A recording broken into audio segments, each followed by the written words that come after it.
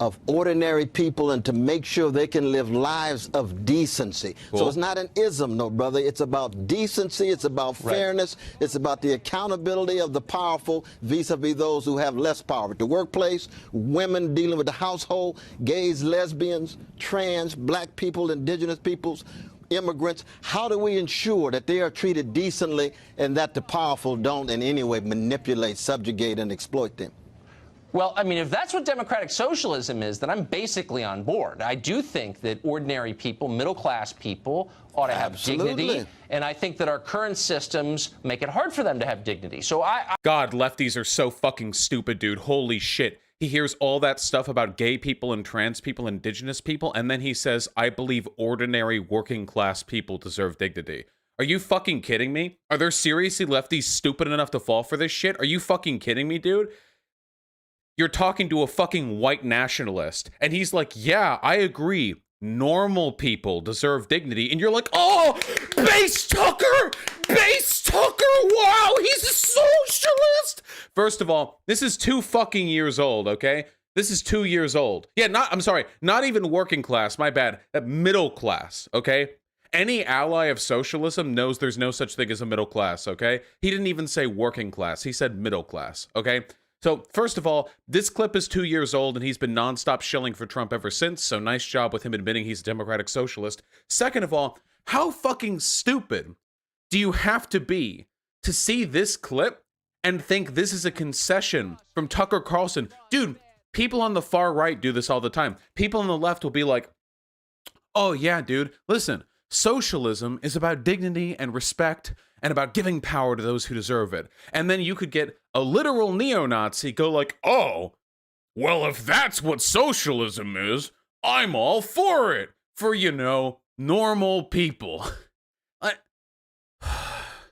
How stupid do you have to be to fall for this? Like,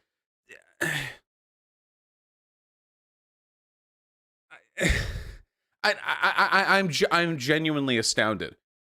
The retweet from this had 100,000 likes. You seriously? First of all, you can check easily this is from 2 years ago. Tucker Carlson doesn't look like this anymore. His baby smooth face has aged a little bit since then.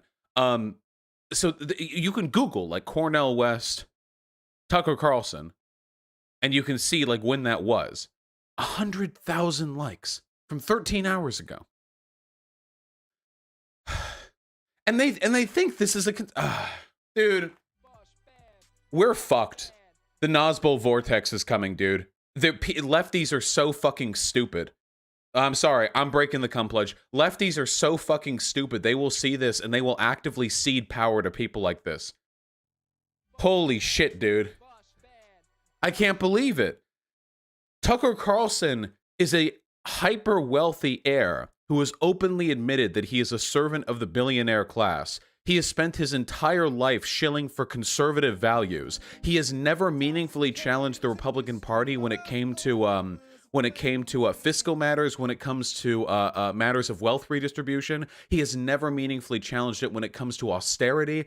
Tucker Carlson has always been milquetoast criticism of a nebulous concept of the establishment, while nonetheless relentlessly shilling for Trump, for republicanism, for conservatism, and in some cases for white nationalism. And there are lefties who see this and they're like, "Oh fuck, that's based epic, bro." I wish I could do like this, the Wojak soy face, the one where my jaw like goes up to here, like the thing that Redditors do when they see Elon Musk talks about catgirls on Twitter. You know, oh yeah, Tucker, that's based, bro. You want dignity for regular people? Oh, that's like, fuck me. God, these people are so vulnerable to psyops. I can't believe how vulnerable they are. It's insane to me.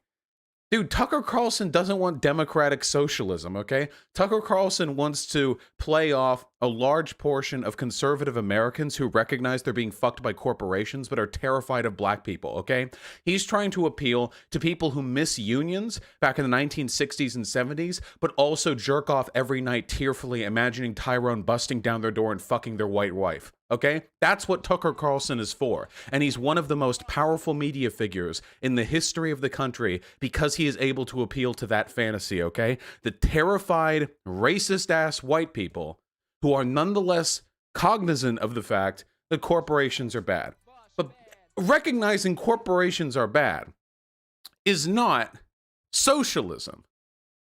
The Nazis also criticized the greed and divisiveness of corporations as they took them over. They would privatize industries and give them to their loyal pals. They would elevate business folk who were politically on their side, like Tucker Carlson. But the nebulous concept of the businessman, well, they tied that in with the nefarious, money-sucking, Germany-ruining Jew. So they were able to play off, and this is historically very, very easy. Very, very easy to look over. Like, this isn't exactly some nebulous, buried in the 800th page of one history textbook point. The Nazis, in large part, came to power because they were able to fake socialist talking points from the disaffected working class during the German Depression in the 1920s and 30s. And they were able to propel their, support from that base up. And they lied, of course. They privatized relentlessly when they actually took power. They privatized the right businesses, but they never gave a fuck about the working class of Germany. They never gave a fuck about that at all. Fascists practice something called class collaboration. Class collaboration is the myth that there is no conflict whatsoever between the bourgeois and the proletariat, the working class and the owning class, and rather that they are working together towards the same struggle, usually one of racial or national supremacy. Class collaboration, you collaborate with your class enemy, rather than fighting against them, as they initially signaled they would do. I just can't fathom how undialectical somebody who uses the term democratic socialism in a positive context would have to be to apply it to this interaction. It is deeply disappointing to me. Deeply, deeply disappointing. And I imagine there are probably a fair number of people who I would otherwise respect who fell for this as well. What's Hassan said? Nice! Thanks, Hassan. When somebody linked Hassan's tweet in chat, I was worried for a second. Tucker Carlson is a WASP supremacist. Please stop acting like the libertarian Swanson Food Air legitimately wants to help the working class because megacorps pander about diversity too much and he hates that. Yeah, that's Tucker Carlson's main criticism of big corporations, by the way. It's that they've gotten too woke, okay? Not exactly a fervent ally of the working class here. Anyway, we need to be better about this, okay? Listen, okay, can I make a desperate plea to you guys, please, if I may? Can we all listen? Can we all listen to me? Okay. I know the media is out to get us. I know that Bernie Sanders wasn't able to make it. I know we're looking for a W right now, okay? As socialists. I know we're looking to find people who signal our interests. I know we're looking to imagine victories where none exist. But you cannot be so desperate to ascribe socialism to the positions of public figures that you will do so to a literal white nationalist fascist slave to billionaires who brags about how much he is a bitch to billionaires. You can't do that, okay? Yeah, the copium overdosing is insane. You're gonna die on it, okay? You can't do that, okay? The only thing you're doing there is you're giving legitimacy and bipartisan cover to a person who hates us and hates our interests. Tucker Carlson does not want socialism. Tucker Carlson does not want wealth redistribution. Tucker Carlson does not want anything other than a white America. That is what he is pushing for. And his entire political career has been a mechanism for pushing that specific desire and other sort of ancillary desires, like fascism and like corporate hegemony. So if you look at that and you're like, oh, dude, pay some. If you look at that and that's your reaction, all you're doing is throwing smoke screens for them, okay? You need to cut that shit out, all right? You need to stop. Please, please, I'm begging you. Please, please stop. Please. Please, please stop, okay? Please. I can't keep doing this. I can't keep going on Twitter every morning. It comes in waves. It's not every morning, but sometimes I can't keep going on Twitter and seeing people be like, oh, dude, Tucker Carlson said corporations are bad. Like, I can't keep doing it. I notice a lot of Tulsi people falling for this as well. And when I say falling for it, what I actually mean is participating in their very well-paid CIA psyop. Because I'm now convinced that every person who's still a Tulsi supporter is just I don't know who CIA, FBI, NSA. I don't know if you're Russian. I don't know if you're fucking secret, you know, Nazis who moved to Latin America and that you've raised a false flag operation that you're acting on right. I have no idea, but these people are fucking crazy.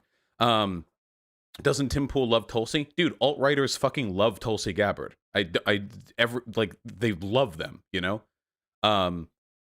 I remember Tim Pool talking about it. He'd be like, dude, I was supporting Yang and Tulsi in the primaries. So two people who had no chance to win where you can signal vaguely left-leaning anti-establishment values before going right the fuck back to Daddy Trump. Yeah. Yeah. It's... Just please stop. Please. I love you. I love you, okay? Hey, you and me. We're gonna make it through this, but you have to stop.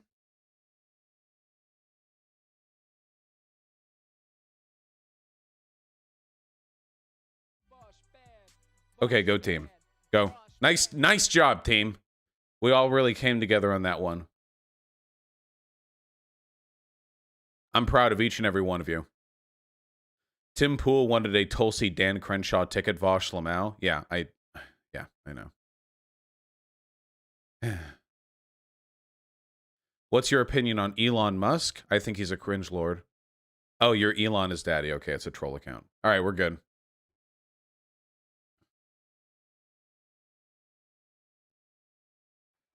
The wealthiest people in the world. What was that tweet I saw? It's like, why do people see Soros as the nefarious mastermind of political machinations in this country, but Elon Musk has more than 10 times as much money as Soros, and people just think he's like a lay cool Redditeur, you know? Elon's like a big boy, gut-busting, union-crushing dipshit, you know? Is center-left based, or does it have to be lib-left? I'm not off, I swear. If you weren't off, you would be lib-left. When will you be doing more conversations with chat members? Today, but not you. It'll be everyone in chat except for you, Mac Puppy. I don't fucking know. At the call-ins used to be a lot more fun because when I would open up call-ins in my Discord, people would trickle in, be like, "Oh, hey, what are you into?" Yeah. But now it's there are so many people who want to talk to me that the nanosecond I open up the channel, it instantly fills with 60 people, and then I just pick from those. But it's like, damn, this doesn't feel like the you know cool, free-spirited do or die approach we used to have. What's wrong with utilizing a DOP to ensure a socialist future? The fuck is a DOP? Is this a Ligma thing?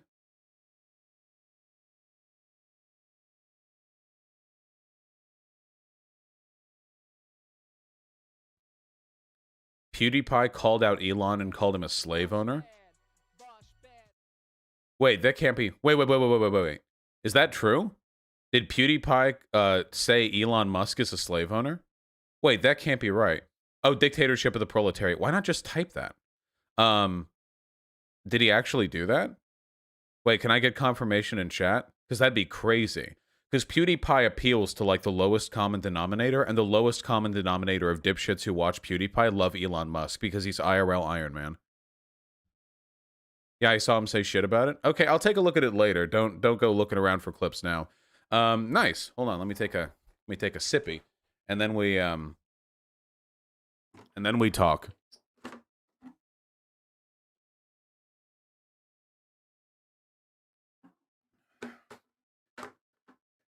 Tell chat to stop spamming Pewds based. He's the quartering fan. I'm pretty sure they're doing it ironically. I sincerely doubt that all the people in my chat have just suddenly turned over to liking PewDiePie specifically because of that one claim. They're doing it ironically, okay? It's just it's a meme, okay? You gotta get a sense of humor, you know? You know how it is. Hold on one second.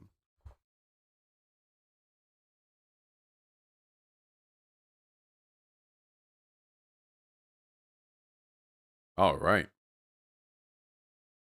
You have actual PewDiePie fans in your Discord? Well, PewDiePie is like the largest YouTuber, right? So statistically speaking, it's almost inevitable that some of the people who watch me are going to like PewDiePie. That's a good thing, by the way. Considering the fact that I criticize PewDiePie and people like PewDiePie, the fact that fans of his are in my community means I have the opportunity to speak to people who would otherwise not agree with me. I don't want to have a community exclusively full of people who agree with me. What the fuck would the point of that be? Yeah. Like, oh yeah, dude, Bosch is so great. Everyone who watches him is a progressive socialist who likes exactly the things he likes. It's like, wow, I'm doing a lot of good with my streams then, aren't I? I'm really changing hearts and minds, you know? Anyway, hold on, folks.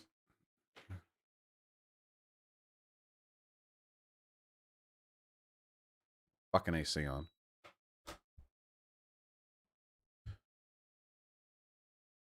All right, guys.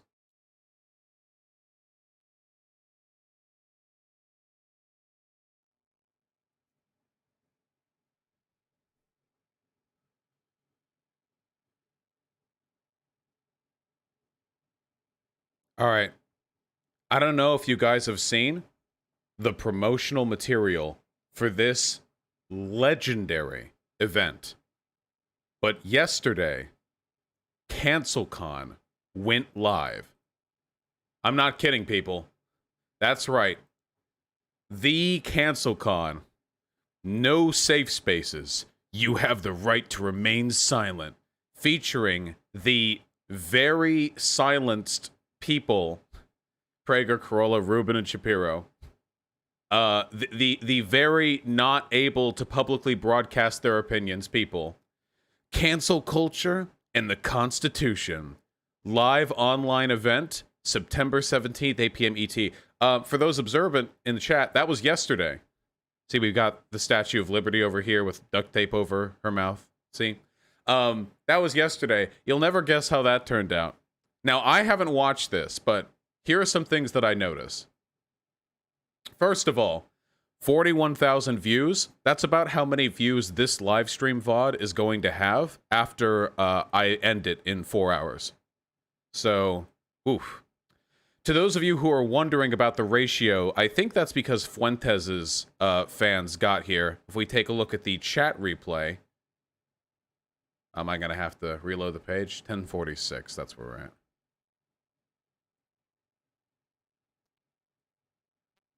Yeah, there we go. Nick Fuentes, Groiper. Yeah. So, they got here first. Truly, they have been canceled, but please, God, please, okay?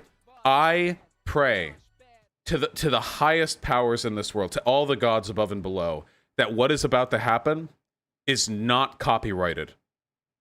Because the only thing that I have seen of this video is the first minute after it starts. And I need this to be in my video. Victimizers beware. The racist and bigots' greatest nightmare. Social justice warriors. Get triggered. It's the bias response team. Yep. If you've been offended, your feelings must be defended. It's real. Expression is a microaggression. Here comes Antifa Freddy. He's always ready to fight fascism with fascism. Starbucks windows don't stand a chance. Ethnic enhancer. He's a systematic racism finder. I have the power to see racism everywhere. Using the powers of screaming and shame, they win every debate by calling your names. They're heroes who think that they're victims. Social justice warriors.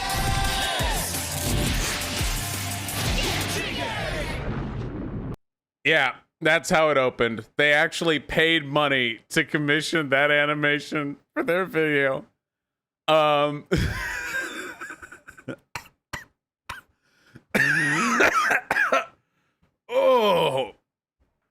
Okay. No, that wasn't a collective hallucination. I'm not kidding. This was real life adults.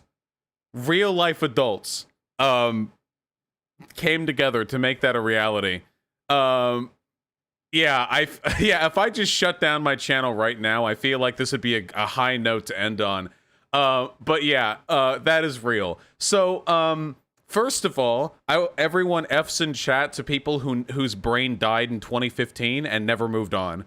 To a significant portion of online conservatives, everyone who went brain dead 5 years ago and just their cognitive state never advanced past that point.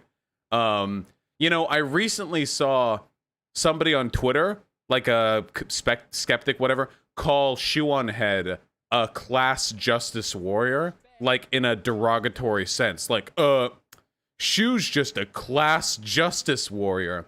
And there is nobody on earth I feel worse for than people who are literally incapable of understanding politics except through the lens of, like, Sargon videos or whatever the fuck they were watching 5 years ago, you know? Like that's their entire fucking spectrum, you know? It's like trying to see the world through the fucking shittiest, dirtiest, what do the pirates use? Little extending seeing rod? What's the term? That thing, you know? Spyglass, yeah. You're fucked, you know? But anyway, please, God. I haven't seen any of the rest of this. It's 2 hours. Let's just jump around, see how bad it got.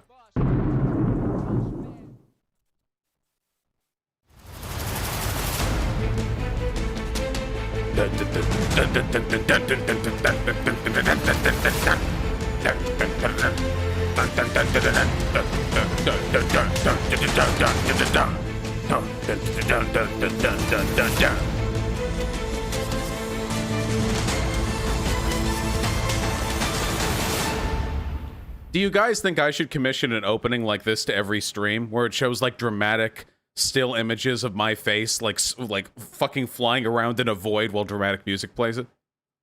All right, people of the internet, this is CancelCon.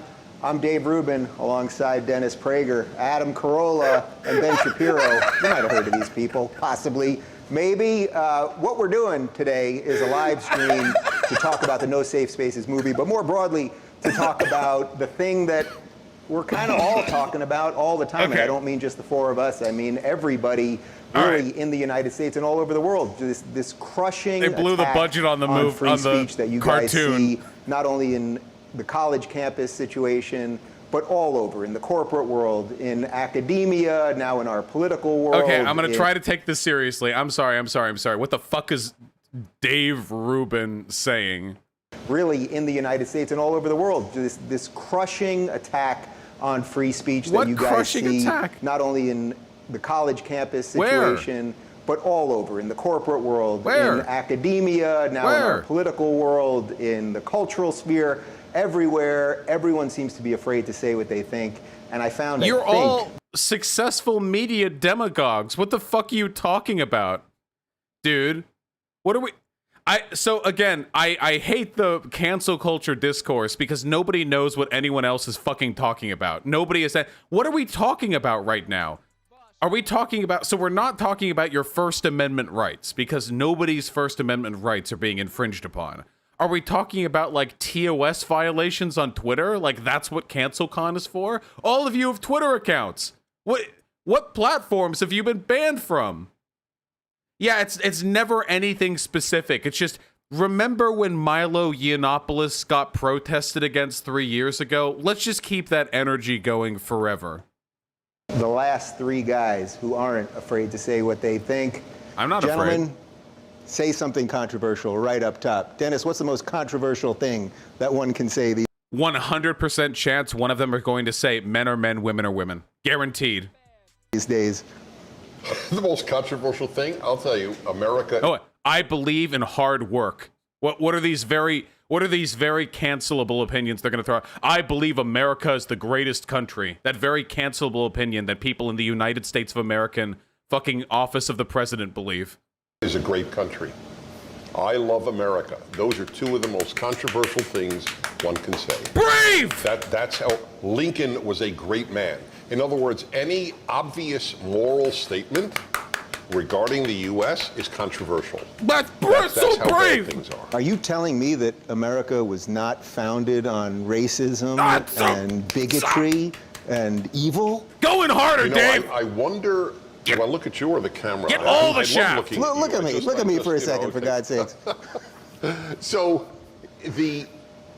I always wonder of the many millions of slaves who came from Africa to the Western Hemisphere, right? How North many and of South them are better America. off? 3% came to the United States. About 340,000 versus, let's say, 12 million to Brazil. What? Are they undergoing the self-revolution in Brazil? Don't you wonder, why doesn't the left hate Brazil? Wait. We got What?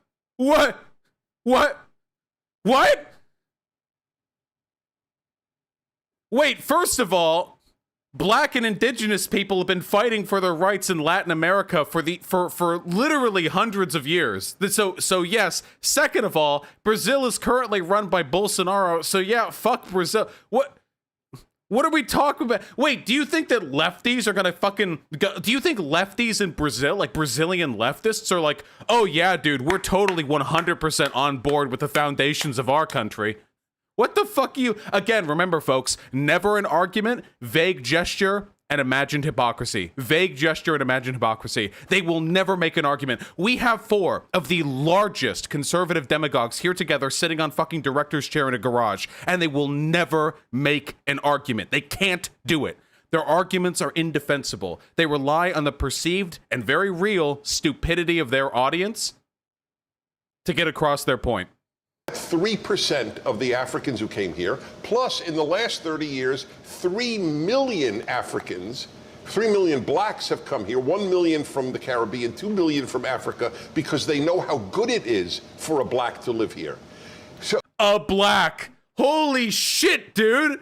I can't okay. What does this have to do with slavery? So like that means slavery is okay? you have to live in a world of lies to accept this depiction of America. Wait, does he think that wait, hold on. So the claim he was trying to dispute there was the idea that America was founded in racism. Does he think black people were willfully immigrating to America back in 1776 when America was founded? Does he believe that? Like, oh, well, the blacks know how good blacks have it in America, so obviously the country couldn't have been founded on racism. Do you think they were coming here of their own volition back 250 years ago? Like there were a bunch of black people who got shipped off to Brazil, and they were like, I dream of journeying to the land of opportunity in America, where I will also be a slave. What the fuck are you talking about? He said that America's good. That was the short version. Can you possibly come up with something more controversial than that? I mean, come on, man. Well, what no one really wants to hear is you'll either do well here or you won't do well here, Whoa. and that'll be up to you. Wow. The playing field is fairly level, certainly level enough in almost 2021, and it'll never... Remember, they fucking hate you if you're poor. It doesn't matter if you're conservative or progressive, okay? Being anti-woke isn't going to save you. If you're poor, these people despise you.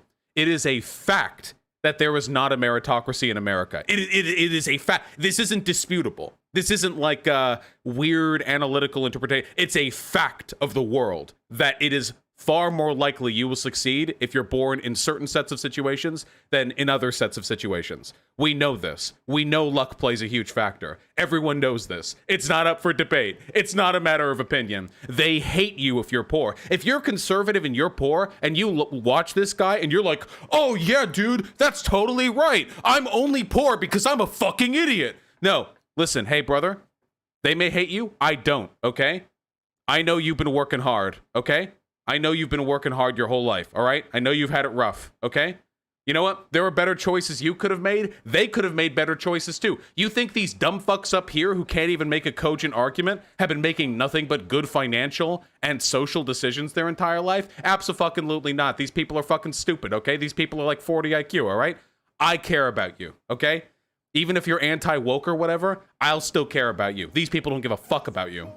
Be completely level. It can't be completely level. People that are short have a slight disadvantage. People who are born to this type of family or missing a father in the home, for instance. Wait, is it level or not? But this is about as level a society as you can ever have. We literally have objectively lower income mobility than European countries. Wait, there are Wait, not only is that not true, but there are other countries that exist today that have higher levels of income mobility or of class mobility. And thus, it is up to you. Now, the people hate that story. Well, you know who hates that story? Children. Children hate that story. Like when you go, hey, if you're getting a bad grade, it's not because the teacher hates you. Here's a list of every country rated by their Global Social Mobility Index. This would be an indication of how meritocratic a country is, because the ability for a poor person and a wealthy person to be equally likely to fall into the same social strata, that would be an indication of a meritocracy. Denmark, Norway, Finland, Sweden, Iceland, Netherlands, Switzerland, Belgium, Austria, Luxembourg, Germany, France, Slovenia, Canada, Japan, Australia, Malta, Ireland, Czech Republic, Singapore, United Kingdom, New Zealand, Estonia, Portugal, South Korea, Lithuania. And in 27th place, below Lithuania, is the United States of America. Wealthiest country on earth. There are 26 better countries in this respect. And these countries still all fucking suck. It's because you're not working hard enough. But now we're dealing with adult children everywhere you look. And this is all it is. It's basically taking adolescence and dragging it up into adulthood. And sadly, what? You know, I talk to people in their 70s who feel this way. My parents in their 80s, I think they... I talk to people in their 70s who are aware of basic objective reality. Why can't everyone just buy the dogma?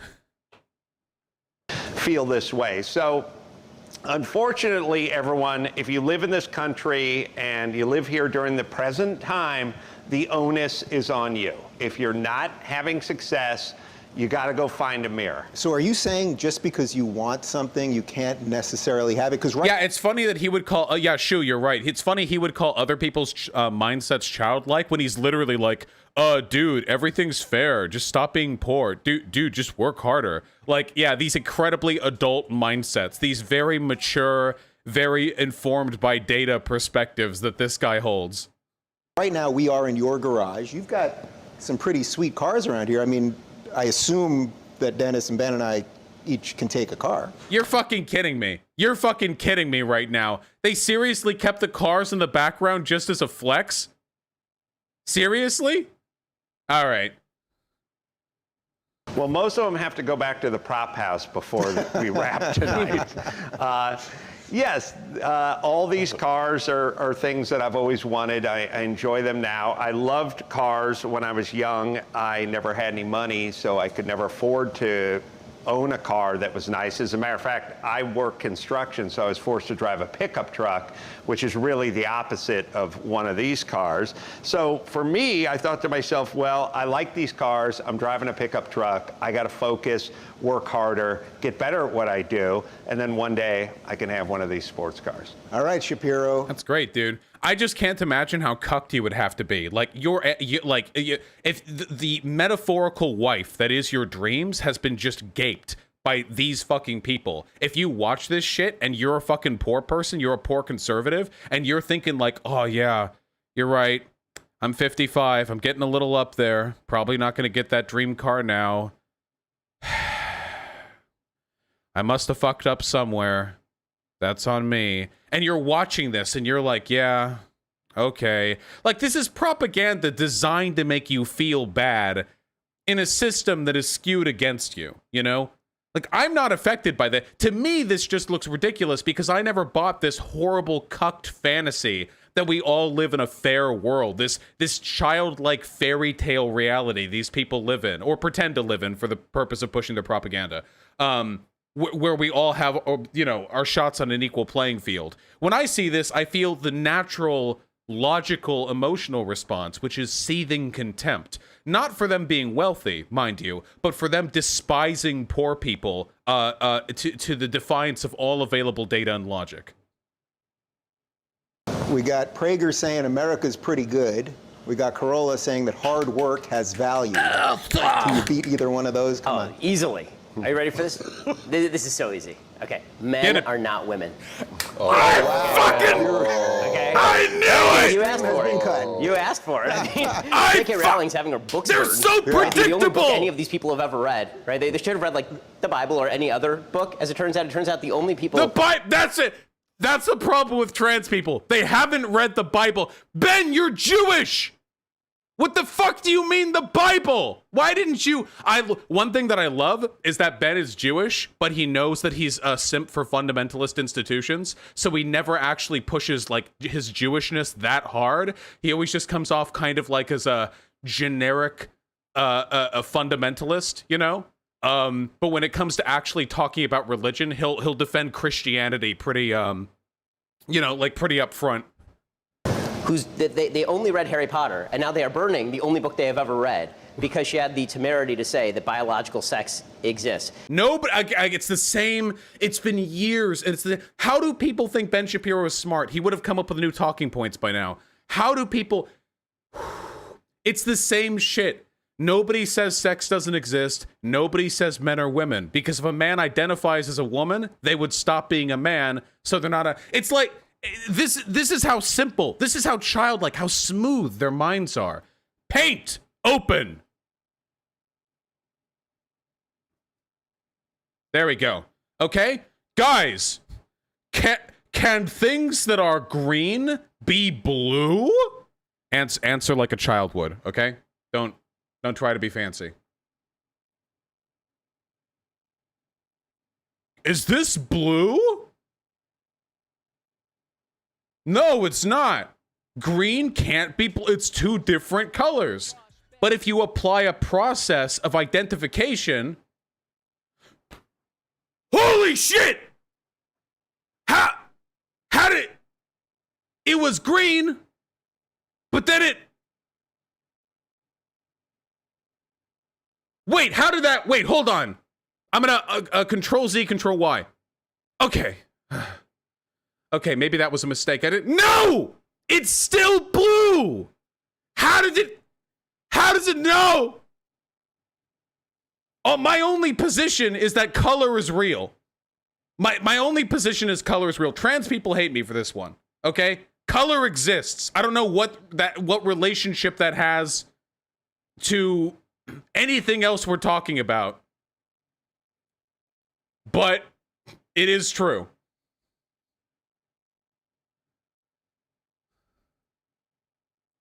Yeah, this is part of a broader kind of rubric that words have meaning and objective reality exists outside of what you wish existed. That your own personal feelings about things actually do not magically take the form of the rest of the world. It's the same talking points. This isn't edgy. This isn't cancel culture. It's been the same fucking buzzwords for 5 years. Nothing has changed.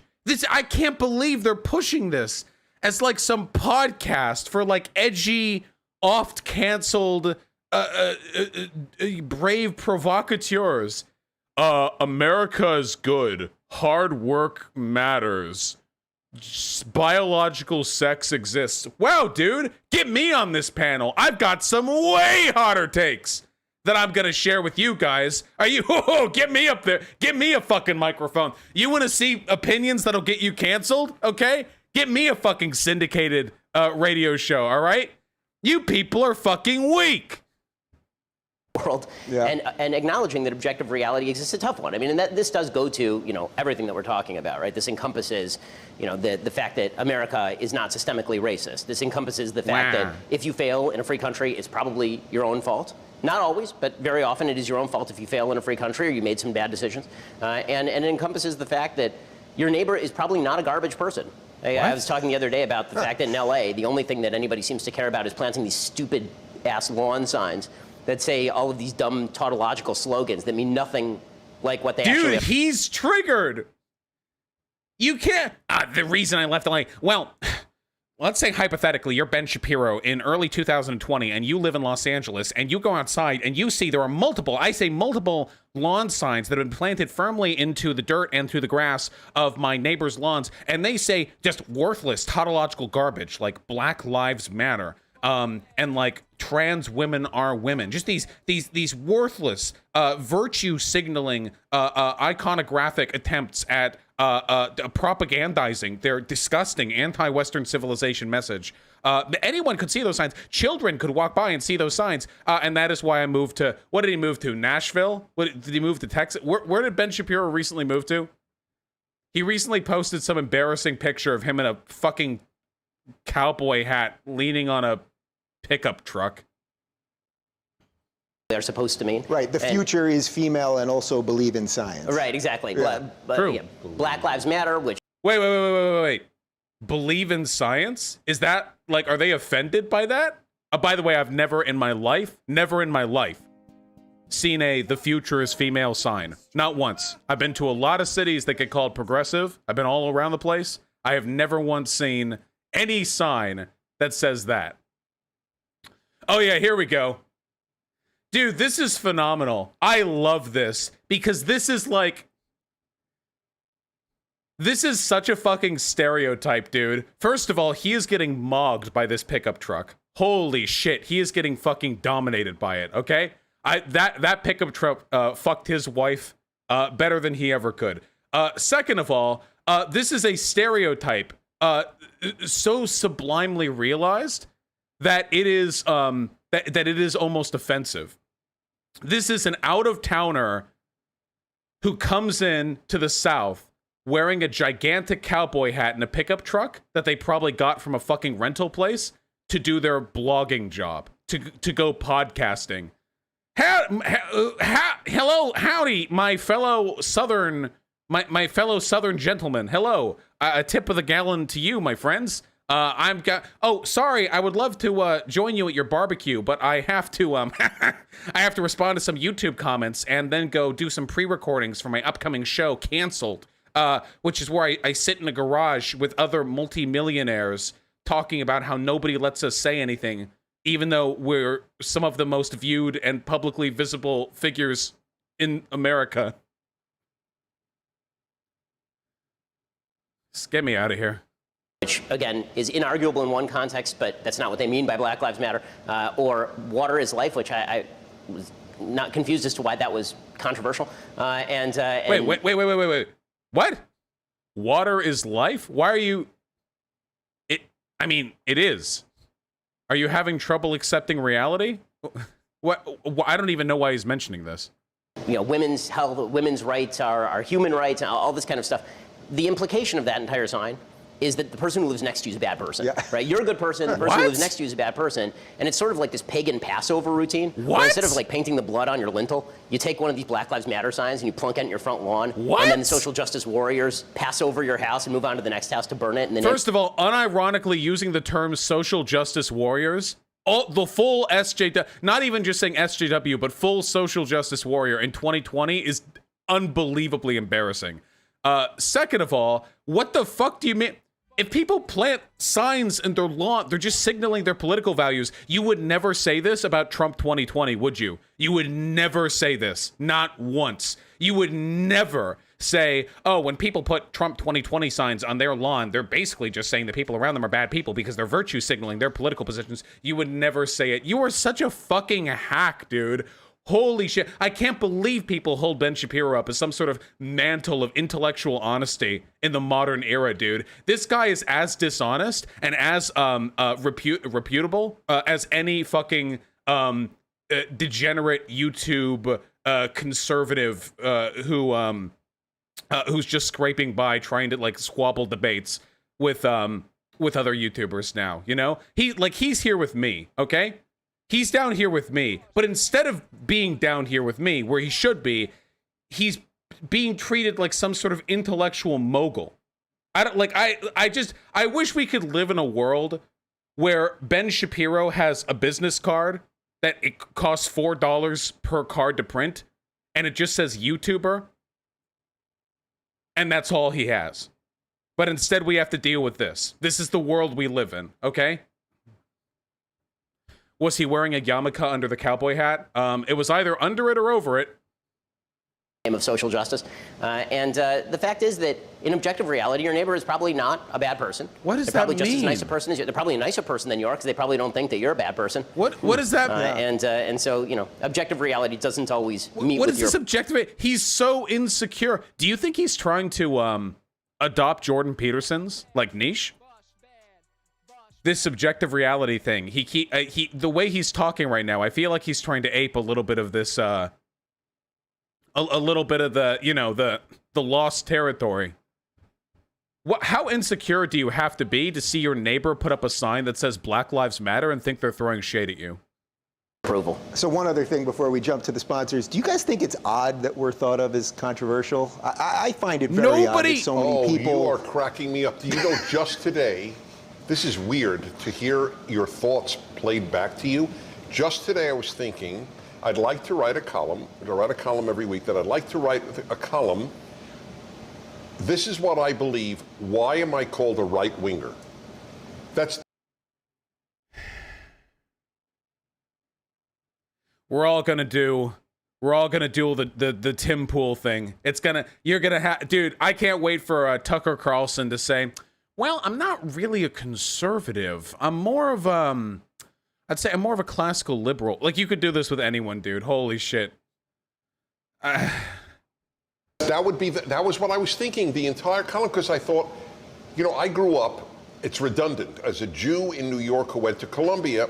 By definition, you're a liberal. Yeah. I mean, it's redundant. No, to say you're a no. liberal. The entire sentence was actually just sorry? redundant. Yeah. A Jew in New York went to Columbia. The rest of the... That's Yeah, correct. you They're should have all done it. redundant. Quadruply redundant. This is idpol. This is unironic identity politics that they're jerking themselves off over right now. Right, Right there. exactly. Yeah. But I realize everything that I believed when I was a liberal and a Democrat, I still believe. I know you have this totally. Yeah, I hear you. It's this, I never left the left left me. So, again, PragerU has made videos on 1350. He has made videos on how wives shouldn't be that mad at their husbands when their husbands cheat on them.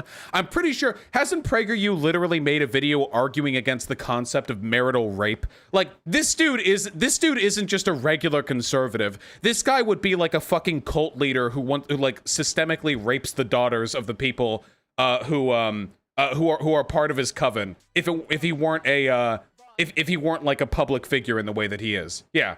I mean, he basically is a cult leader. Like, this dude is so, yeah, he literally did a video rejecting the Enlightenment. I'm not kidding about that. Hold on. PragerU Enlightenment. This video, what was the Enlightenment, was about, I'm not kidding, it was about how actually the most influential thinkers of the Enlightenments were the conservatives, how it was piousness, devotion to God, respect for religion and for the king that were actually the defining ideological tendencies of the Enlightenment, and that other tendencies like freedom and democracy were actually like rooted in well, he doesn't say degeneracy, but yeah, this isn't just regular conservatism. Regular conservatives still fundamentally subscribe to the principles of the Enlightenment. This isn't regular conservatism. This is advanced conservatism, okay? Like, when you're going as far as rejecting the tenets of the Enlightenment, you can't ever make claim to this like, oh, well, the left left me. Here we go. When a woman isn't in the mood, part 2. Here we go. In part 1, I made the argument any woman who is married to a good man and who wants a happy marriage ought to consent to at least some form of sexual relations as much as possible. In part 2, I advanced the argument that a wife should do so even when she is not in the mood for sexual relations. Like, this from Dennis Prager. Like, I can't satirize this. I'm not kidding. You think he wrote these just to show them to his wife? Like he was like, hello, could we do intercourse? And she was like, no. And then he ran back and, well, I just found this article. Seems pretty compelling. Maybe you could take a look. And it says you should fuck me, actually. Okay, well, I really don't want to.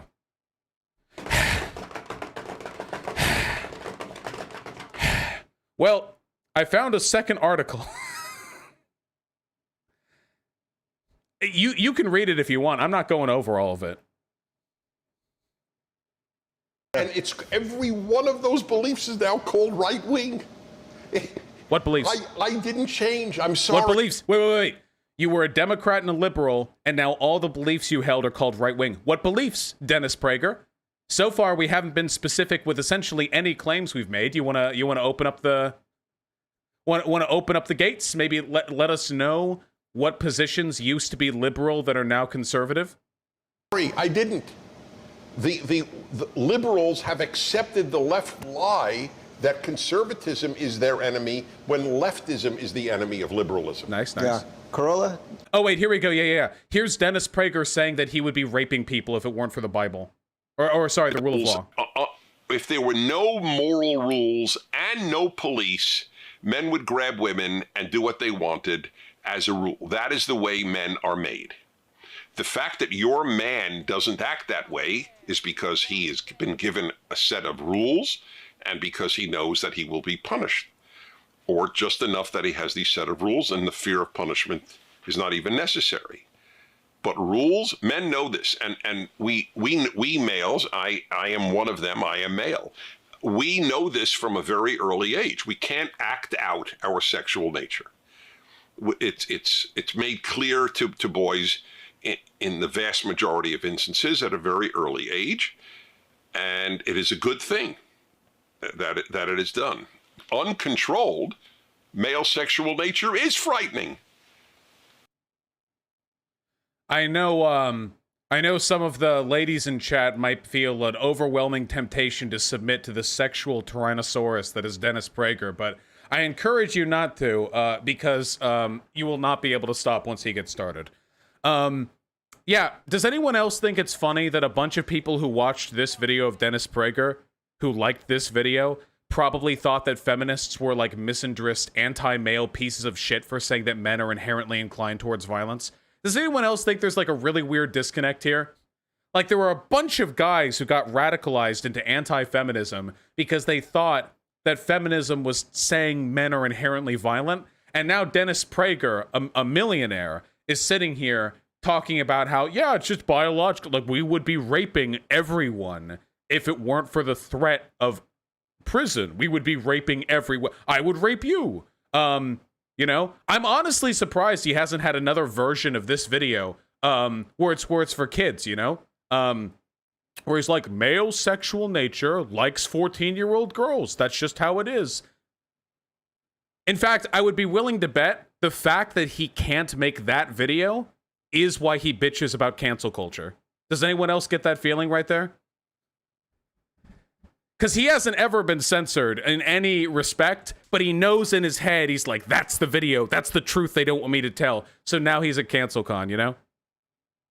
Yeah, when they're most fertile. Just some wild incel shit, you know?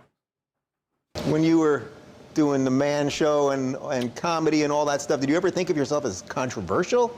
By the way, nobody thinks of these people as controversial. They toe the conservative line incredibly well.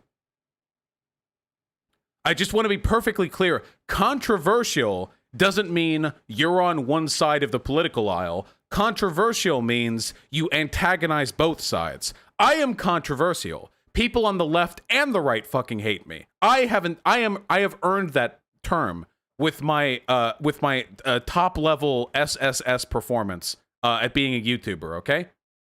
But this, you guys are Republican demagogues. You are uncritically accepted by conservatives, and you are disliked by non-conservatives. That's not controversial. You've just taken a political side. No, I've always just had opinions, and I believe them to be true. And, you know, I formed a lot of my opinions because I did a show called Loveline, a syndicated radio show and a TV show, and I spoke every night to screwed up teenagers around the country. And which is also redundant. Right, right. Teenagers around the country. But I would, for every night for a decade, I would just hear the problems of 15-year-olds and sort of where they came from. And it was always like, I could tell when the dad wasn't there. I could tell when there was this issue or that issue. At a certain point, you can hear it in their voice. This is the most boomer shit I've ever watched. Is this really the energy of CancelCon? You know? Why didn't they get Milo Yiannopoulos, by the way? Milo Yiannopoulos has actually been canceled for being pro-child rape, you know? I mean, that is something that you will get canceled for, it seems. Where's the energy at, you know? Dave Rubin has the IQ of a houseplant. Dennis Prager is just thinking about his next coerced, extorted sex session with his wife.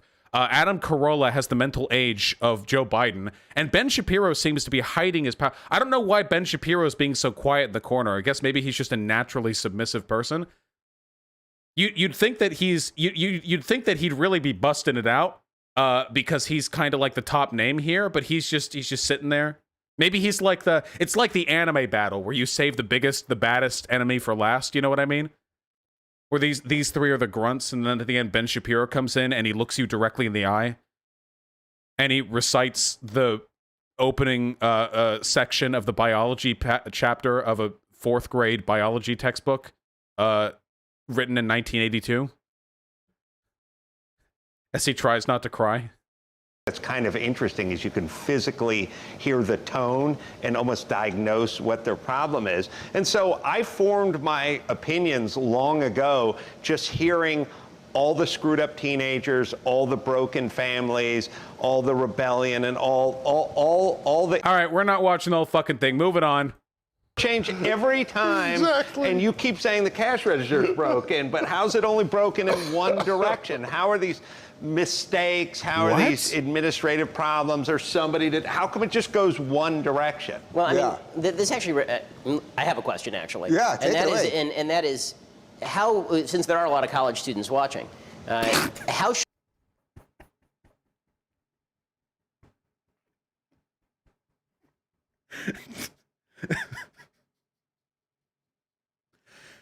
Have you guys ever seen the turnout for TPUSA meetings? I gotta say, listen, guys. The efforts to mobilize a substantial student population for the conservative wing have not been a tremendous success. This shit appeals to boomers. Why the fuck would college students ever watch any of the people here except for arguably Ben Shapiro, who does have some pull amongst young people? But what about, you think that like kids are gonna come out for Dennis Prager? Like that's what they're gonna come out for? Should college students deal with this? Because a lot of college students are in a position where if they speak freely, they get graded down. They are socially... Evidence? What do you mean speak freely? You mean if they're wrong? Wait, what do you mean by that? I'd love to see evidence of that. But like by speak freely, they could mean like there was a test and I freely spoke the incorrect answer. I mean, if that's the case, that would probably lead to a reduction of your grade. Ostracized. In some cases, they get kicked out of college. We're seeing this increasingly. Bullshit. Where the fuck is this happening? Because people speak free. So by speak freely, do we mean like call people the N-word? Like what is the threshold here? harass LGBT people? Yeah, like repeatedly dead name and throw milk at trans people? Like what? What exactly? What's the An answer. Okay. And as I did an interview, I sat in your office, by the way, today and did an interview. Oh, cool. Okay. I hope you enjoyed it. Speaking of gaslighting, I did fart once. But anyway.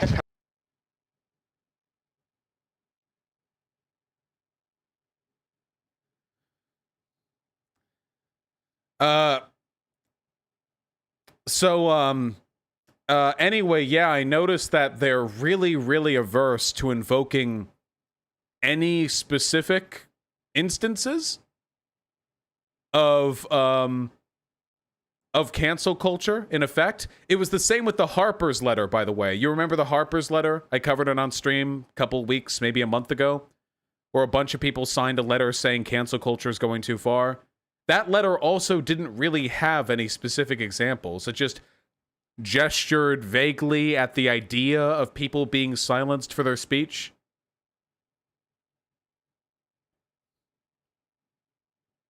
There is, by the way, a type of silencing that I am concerned with, and it's the type conservatives will never acknowledge exist. And it is the silencing that is being experienced right now in the media and in the White House, because White House officials can't speak out on what the Trump administration is doing if it's negative, because if they do, they get shit canned, or they get publicly denigrated. That could be the end of their career.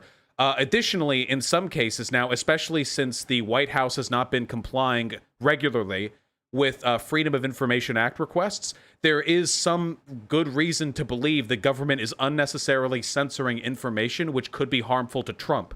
Not to America, but to Trump. And likewise, in the journalism world, there's a similar pressure being faced by them, a soft pressure, a chilling effect, because Trump has repeatedly denigrated and made threats against the legitimacy of the media, along with threatening to tighten up libel laws, lawsuits, and what have you. These are the types of free speech that I am concerned with.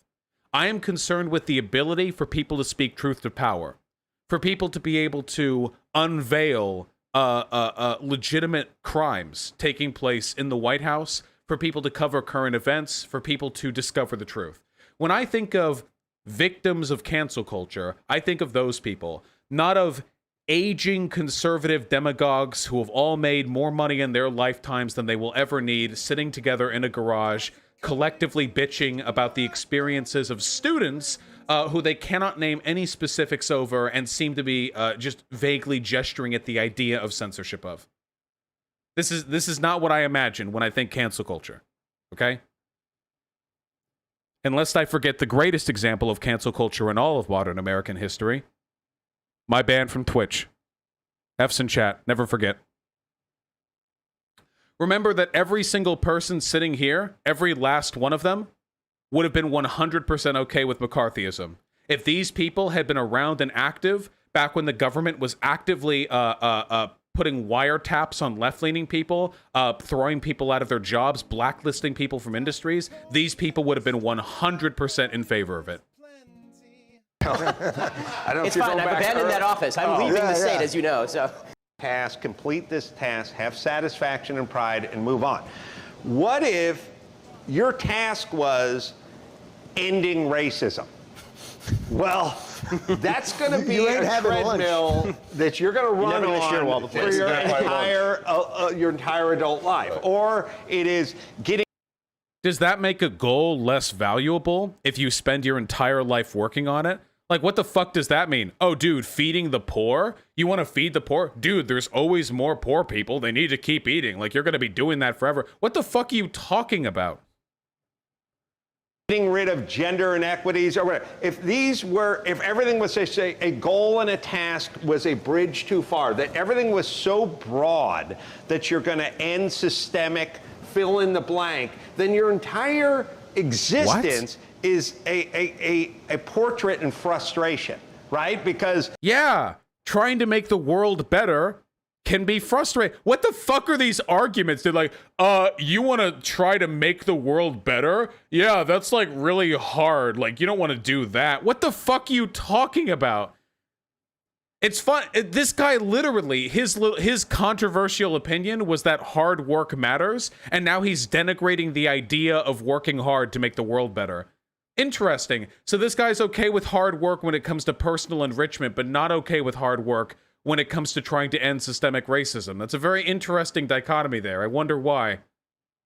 These people are evil, by the way. I don't usually like to use like heavily morally weighted language. All of these people are intelligent, with the possible exception of Dave Rubin, enough to know exactly what they're doing. They know what myths they're perpetuating. They know the lies and lines they're given by the billionaires who fund their projects. Yeah, Dave Rubin, they maybe just give like some candy before every podcast appearance, possibly. But for the rest of them, they know what they're doing. And what they're doing is they're trying to fuck over all of you. This is an embarrassing circle jerk. I can't continue this anymore. I guarantee you that if I watched the entire thing on stream, off stream, doesn't matter, we would not see a single specific example of cancel culture invoked that was illegitimate. So they might bring up something that happened and it would be like a company fired them because they did a bad job and that's it. You know, I guarantee you the whole fucking video is going to be like that. I just scrolled through the buffering bar. Apparently, they actually get the Zodiac Killer on at some point, which is incredible. Has anyone else, have we all talked before about how much work Cruz's beard is doing? Because Ted Cruz's beard does a lot of work, you know? It pulls a lot of weight. And I respect it. I won't lie, I prefer the beard to the not beard, in my opinion. The hard left. If you're a... Nope, that's all we need to hear. It's true. I am the hard left. What an embarrassing circle jerk, dude. Anyway, closing out, hot reminder. Now I'm seeing it only has 42,000 views. Mark Dice. I'm 30 minutes in. I haven't heard anything but generic platitudes and self-aggrandizing. Did they actually mention the names of any people who have been censored or the specific reasons why they were banned from social media platforms? None of these guys have ever had a Facebook post taken down, a YouTube community guidelines strike, or even a 12-hour suspension from Twitter. What the fuck do they know about being canceled? Well, there you go, Mark Dice. You know, when the broken clock time twice a day, there you go. Very nice.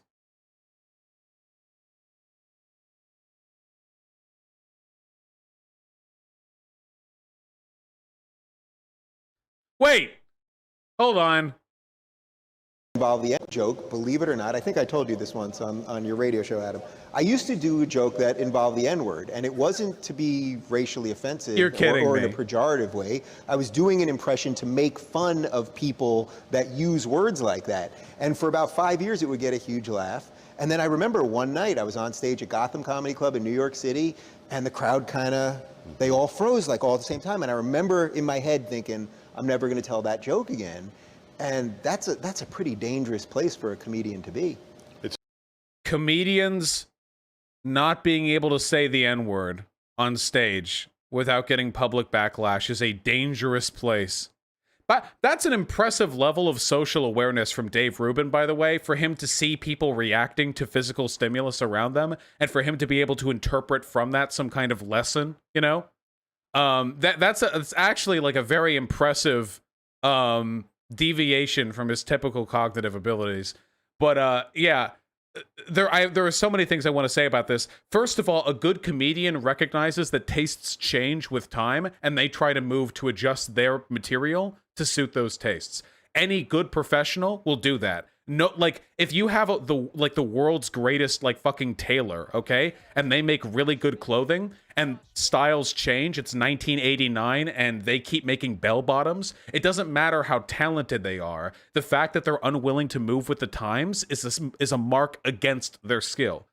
They're no longer able to do their job as well as they used to. If you're a comedian and your jokes aren't landing anymore, tell better fucking jokes, you lazy piece of shit. Quit being such a snowflake.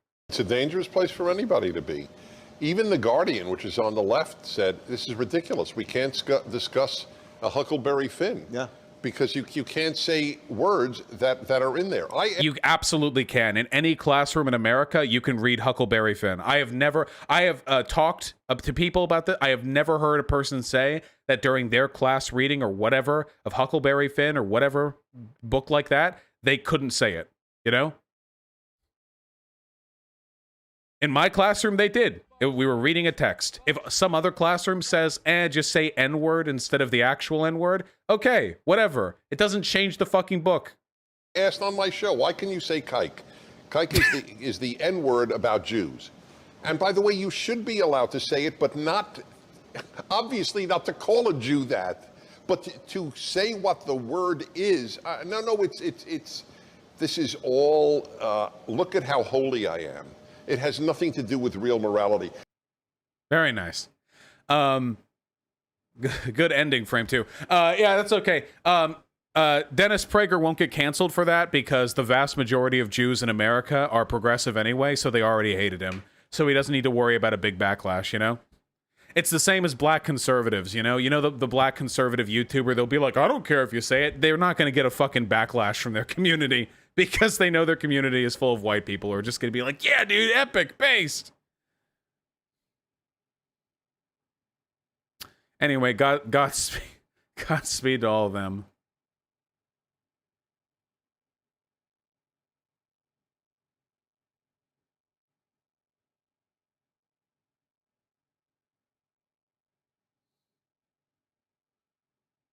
You shouldn't be talking about the usage of slurs. Too late! The segment's done, dumbass. It's all out there now. You can't stop it! God, that was funny. Not me, I mean the video. I'm hilarious. That's why Yo Mama dead as hell. Oh, yeah, like Yo Mama jokes. You remember, for a little while, Yo Mama jokes were actually a little bit funny, like for a period of time, but nobody makes those jokes anymore, unironically, because they're not funny anymore. So can you imagine if everyone just did Yo Mama jokes? Now they're ironic. Well, now they're ironically funny, yes. But imagine going to like a stand-up comedy hour, you know, and somebody actually unironically delivers one. That'd be a Joker moment right there, you know what I mean? Whew.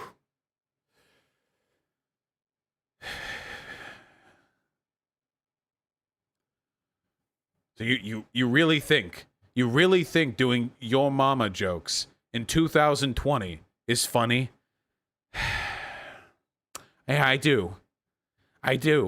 And I'm tired of pretending they're not. All right.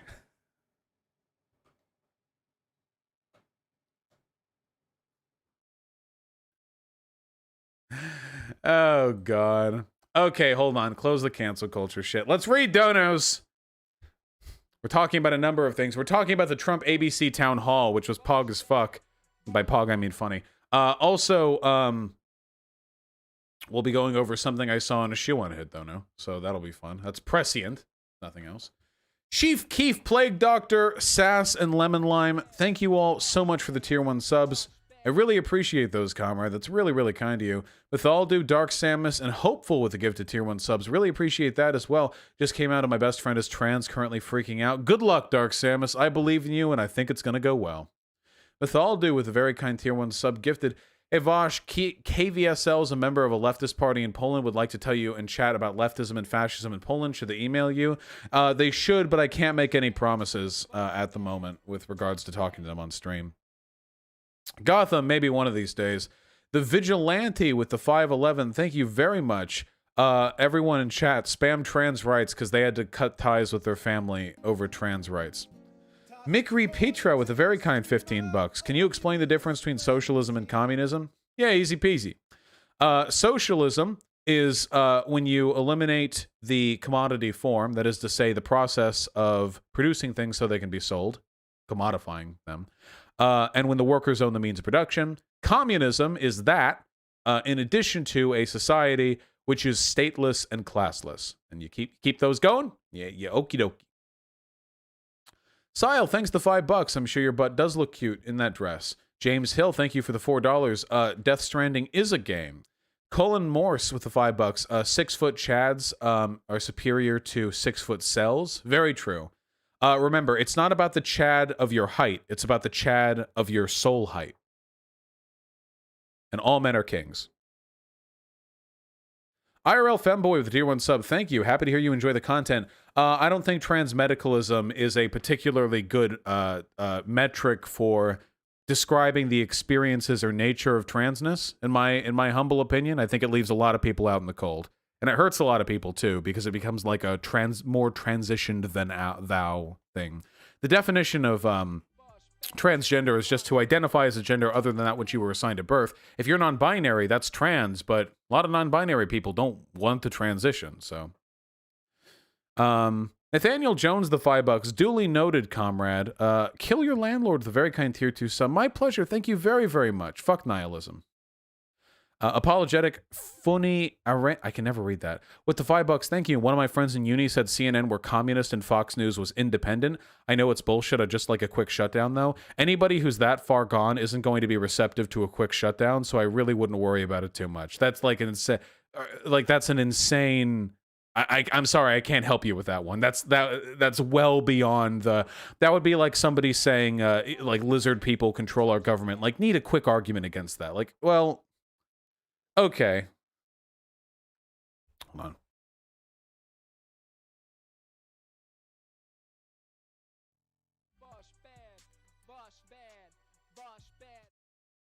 on. Lee Fereni, thank you very much for the $5. I hate it too.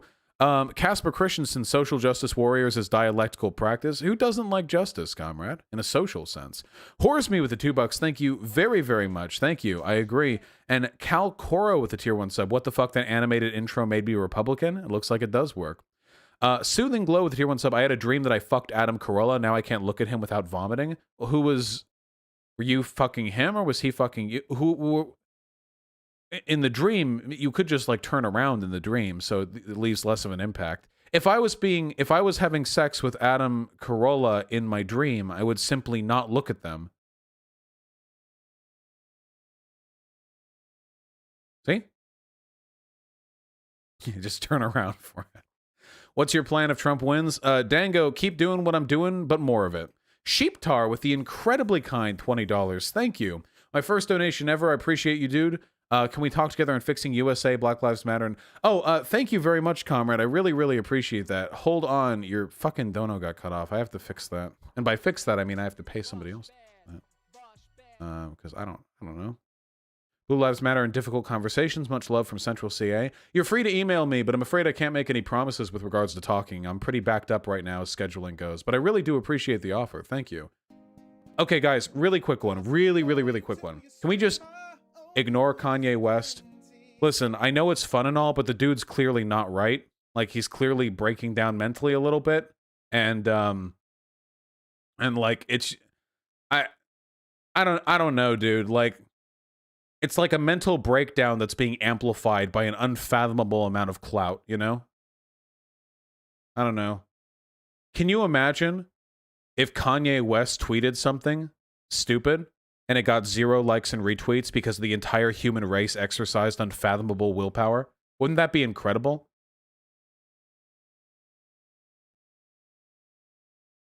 That would be the best thing for his mental health, by the way. Anyway, JW with the incredibly kind $20. Do you think socialist theory needs to be integrated into a more modern platform for it to effectively take root? And do you think it'd be applicable in congruence with transhumanism? Yeah, there's nothing incompatible between transhumanism and like dialectical materialism. But yes, absolutely. My interactions with like tankies have taught me that a lot of lefties who care about theory don't really care about sharing that theory. They just care about holding it up high over their head and making fun of people who can't reach it. It's very disgusting and very antithetical to the values. There's a reason why. I mean, think about it, dude. Even Karl Marx wrote the Communist Manifesto, which was meant to be distributed to the peasantry back during that time. Like, even back then, they were thinking of ways to get the basic ideas out to the general population. So the fact that nowadays some people are like actively repulsed by the idea of spreading like socialist theory in non-orthodox ways is really, really weird. Brendan Kiernan with a very kind $10. Thank you, comrade. Yeah, true. Jay Leno's garage. Yeah, that's where all the money went. Truly disappointed with the 356. What's your relationship with Sean? Heard him talk kind of negatively about you the other day on stream. That's not surprising to me. YouTube Sean is great. Twitter Sean is a kind of a cunt. And I think that just from my experiences with him, I think that he as a person is probably kind of a cunt. I don't know if that's because of me specifically, or if that's because of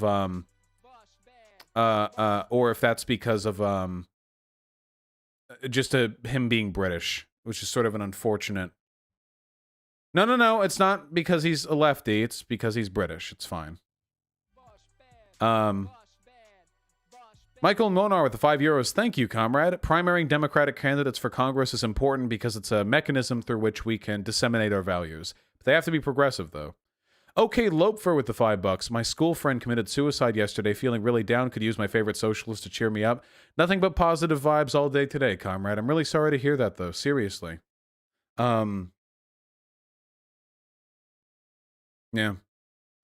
Milnar with the €5. Will you do a video about why China isn't socialist and Dengism is revisionist? I've realized there are a lot of Dengists in the USA. No, just on Twitter. But yeah, maybe sometime when I'm not bound by the cum pledge anymore. Owen the Crackerman, thanks to the tier 2 sub. I would have Natalie win on the stream anytime, but unfortunately she's left me on red. I'm made to believe that she's been in a rough personal bind lately, so I'm not bothering her. But maybe one day. I'm not going anywhere. Bossman679, fucking true. King Momo Reborn with the $5. You think it's funny how they make fun of safe spaces when that's exactly what they're doing right now? There has never been a conservative event that has not been an aggressively circle jerky piece of shit fucking waste of time. They love their safe spaces. Christina P with the €5. How can I have convos with people I disagree with? I get defensive quickly even when I'm right, and my distress shows in my body and speech. What the trick that I like to do is I like to imagine I'm not actually having the argument. I am only watching the argument happen. And I try to do the things I imagine the audience me would prefer I do. Like a tactical disassociation. It's something I had to do more when I was angrier, but since then I've calmed down a lot, and now I just really, really enjoy debates. So it's not something that bothers me that much anymore. Really unfortunate. Good luck with your Java class. Happy to keep you entertained. Ventaz, the $10. Thank you. New to socialism and left-leaning politics. Your streams have been very insightful. Keep it up. Fuck yeah, comrade. I'm really happy to hear that. Thank you very, very much. Casper, I do love Bazile. Anarchist Ike, can you say hello, Bob, Boo, and Chica? You're all cute. They're my cats and watching with me. Well, there you go, comrade. I'm sure they're not. I'm sure they're able to understand the sentiment parsed from the syntax of the sentence. You know how it is. Queden yo esprit... God forgive me. Espiritu Melgarejo with the 20 pen. First dono ever was having a horrible day, but that SJW intro single-handedly fixed it. Thank you, comrade. I really appreciate that. Hope your day's going better now. Let's run through a few more. There are plenty more donos to read, but we'll run through a few more, and then we'll keep going. Mecca, very true. Arboretum with the $5. All Republicans are rapists. True. Casper Christensen with the $2. Dennis Prager is Jeremiah Sand from... Maybe. Electrior with the $5. Why does David Prager seem so rapey, disgusting? Well, we went over that. It's because he is. Vosh cringed the $5. I don't even think Ben's content is all that interesting to Flame, but I love when you react to his stuff because Chad always gets absolutely lit when he's on. Yeah, he's just a big cultural figure people sort of center around. Sake Tanuki with the incredibly kind $10. Is there a way to put a 15% transparency box behind your chat in OBS? Also, I need my Milky, where's my sister? What do you mean by transparency box? I have this. See? I just keep a little dark box back there. What do you mean by transparency box? Just keeping the chat a little bit more clear over there. See? That's not actual shade. Probably Lib from GA. Probably. Dr. Depression, thank you very, very much for the tier 1 sub. POV, dad talking with friends in the garage. Classic rock drones on in the background. The smell of beer is in the air. Blacks are lucky to be here, he says. You cry? Yeah. Glad that wasn't my experience. Alahos, the $5. Does Ben have a kippa under or over his cowboy hat? My goal, what I like to imagine is over, because then it's more holy the closer it is to God, right? Like the higher up it is. But I couldn't actually tell you. Repcon with a very kind $5. Thanks for doing a stream at 20 o'clock CET from time to time. Couldn't watch live otherwise. Love you. I love you too, comrade. Thank you. All right, that's enough donos for now, but we'll get to more soon. There's still plenty to get to. Miss Dono from 21st Century Socialist. 19th century state persecution, execution of liberals and socialists. 21st century blue-haired college students are mean to me because I hate trans people. True! And that's just how it is sometimes. You know? That's the truth of it. All right, folks.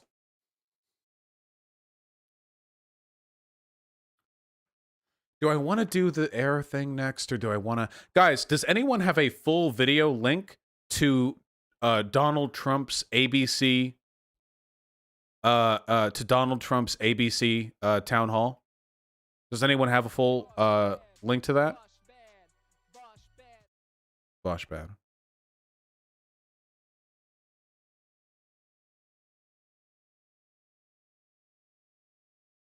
There's no full video. They released only clips. Okay, that's what I was thinking, but I wanted to make sure. Oh, Demon Mama, do you have?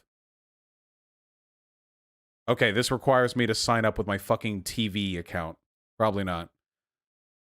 Playlist. Paul Tubiana. Paul. This is like a whole goddamn thing. Fuck yes! Let's do it!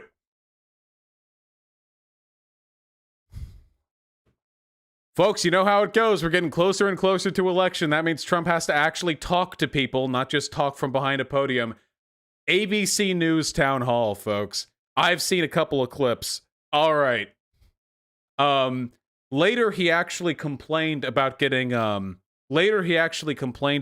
jumped during these clips. Like he was being foisted, you know. He was being attacked, ambushed by these people who have questions for him at a town hall. Now here's the question.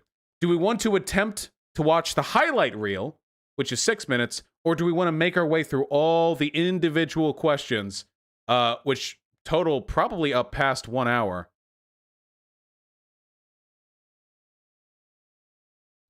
All right. This ends up going long. That's on you. Let's get it started. Paul, take it away. Hi, Paul. Oh, Mr. President, I voted for you in 2016. I'm conservative, pro-life, and diabetic. I've had to dodge people who don't care about social distancing and wearing face masks. I thought you were doing a good job with the pandemic response until about May 1st. Then you took your foot off the gas pedal. Why did you throw vulnerable people like me under the bus? That is a loaded-ass question. Holy shit. Really didn't, Paul. We've worked very hard on the pandemic. Wait, did he say rude? The bus. Well, we really didn't, Paul. Okay. I thought he opened by saying rude. Okay, sorry. Okay, that would have been amazing. We've worked very hard on the pandemic. We've worked very hard. It came off from China. They should have never let it happen. Every time if you look China. At what we've done with ventilators and now, frankly, with vaccines, we're very close to having a vaccine. If you want to know the truth, the previous administration would have taken perhaps years to have a vaccine. The previous administration had a pandemic response team that you disassembled. Our country was unprecedentedly ready to handle a pandemic at the end of the Obama presidency. You just tore apart the pandemic response team. Because of the FDA and all the approvals. It's so pathetic, dude. Every time, anytime anyone mentions coronavirus, well, it came from China. It wasn't that good. They never should have sent it here. It's bad. They sent it here and that's bad. Also, everyone would have done worse than me. He never actually talks about what he could have done better. He's a fucking child. And we're within weeks of getting it. You know, could be 3 weeks, 4 weeks, but we think we have it. Johnson & Johnson, Pfizer. We have great companies and they're very, very close. It's been it's a terrible thing, but if you look at, as an example, are you from New York? Where are you from? Originally, I'm from New York. I've lived in Bethlehem, Pennsylvania for 18 and a half years. It's the longest place I've ever lived. Well, that's very good. It's a good place. But actually, if you look at what we've done for various things, we built hospitals. New York, we took the convention center, converted it to 2,800 rooms. We brought in the ships. I wish they would have used it because, frankly, they would have saved a lot of people had they used it. But we really are. We're starting to get very good marks. If you look at what we've... Remember when Trump said that actually coronavirus hasn't done that much if you ignore the blue states? You could say the same about 9/11, by the way. Can you imagine if 9/11 had happened and George Bush had said, well, it was in a blue state, building should have dodged, sorry. and just like ignored it or something. Actually, that probably would have been better because then we wouldn't have gone into Iraq. So I don't know. Maybe that's actually the better. We've done compared to other countries with the excess mortality rate. We've done very, very well. When you see our testing, we're going to be at 84 million tests, 84 million, think of that. And next would be India with about 50 million less.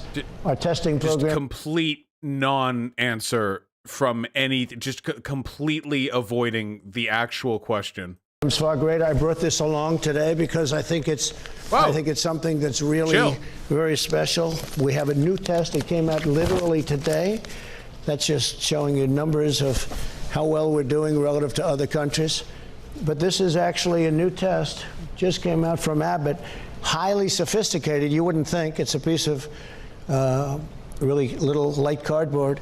And this came out, and this is a very accurate test, and people will be able to have this, and they'll be able to test or ideally go through a doctor, but it's very simple and very accurate. Okay. And we supplied governors, including this state, with equipment like nobody's ever gotten. We were short on ventilators because the cupboards were bare when we took it over, and we're now making thousands.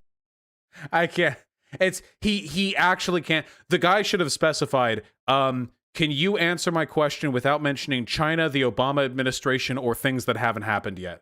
And Trump would have just like sputtered and shit himself. Because he is incapable. Thousands of ventilators a month, many thousands, and we're sending them. We don't need them in our country anymore. Not one person that needed a ventilator didn't get a ventilator. Everybody got a ventilator. And they're very complex. They're very hard to make, but we're making out tens of thousands a month and sending them to other countries who are in dire need of them. So I feel that we've done a tremendous job, actually, and it's something that I don't think it's been recognized like it should. But when you look at our testing, when you look at our swabs, when you look at our ventilators, when you look at what we've done with hospitals, and we've made a lot of governors look very good. And now some are in a shutdown and some aren't. We'd like to see it open up and open up as soon as possible. But we're very proud of the job we've done, and we've saved a lot of lives, a tremendous number of lives. Mr. President, you mentioned a number of things, so let's talk about the mortality first, because you said we're doing better in mortality than other countries. But here's this chart right here. It shows the United States is right here. This is number of deaths per million residents. Here's Western Europe here, Canada, way down there. We're not at the top of the list. The excess mortality rate is among the best in the whole world, George. I mean, I can show you. The chart just showed that it's not. What? He just got pointed to a point on the thing. I don't know what excess mortality means, but he just got pointed, hey, more people are dying here than other places. And he's like, well, actually, no. No. Have you ever thought about it that way? There's a chart that just came out a little while ago. Excess mortality rate is compared to Europe, compared to other places. What is excess mortality? About 25% better. In one case, it's over 60% better.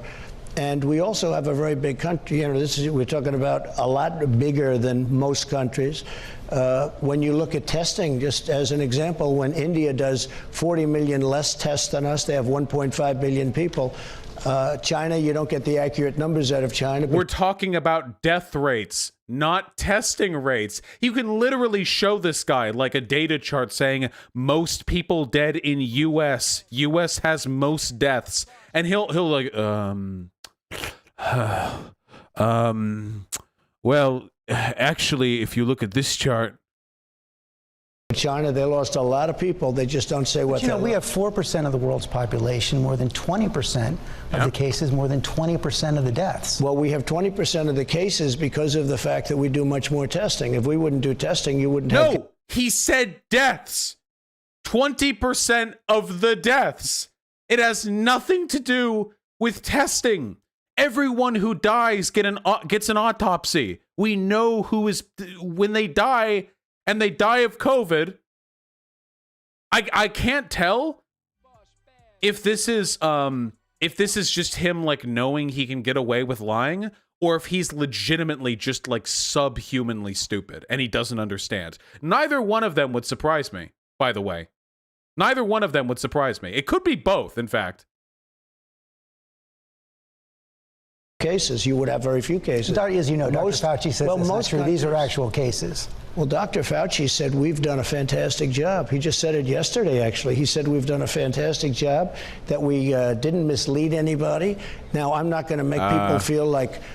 Very nice 1 week after we get evidence that he 100% lied about the threat COVID-19 posed, and then he defended it by saying he didn't want people to panic. We don't give an autopsy to everyone who dies. If you die from COVID-19, it is known that you've died from COVID-19. We have sorry, I should be more clear. During a global pandemic, if a person dies from fucking respiratory failure, they are absolutely tested for COVID-19. There aren't like a bunch of people who are dying that doctors are just slapping COVID-19 death labels on when they died in a fucking car accident, okay? It's like a conservative talking point, like, oh, the reason why COVID-19 deaths are so high in the US is because all these old people are these people dying of headshot wounds keep getting COVID-19 listed in their death. It's not what I'm talking about. I'm just saying when people die of COVID-19, we generally know when somebody dies of COVID-19. I want to look, we're the leader of a great country. We want to keep it that way. I don't want to scare people. I don't want to make people panic. And you're not going to go out and say, oh, this is death, death, death. You have to run a country. We're in a country. We got hit by something very unfairly. What I noticed was yesterday, Dr. Fauci said that we've done a really good job and we didn't mislead anybody. He came out with that statement, which I appreciate. But whether it's Dr. Fauci or anybody else, a lot of people got it wrong. They talked about don't wear masks, and now they say wear masks.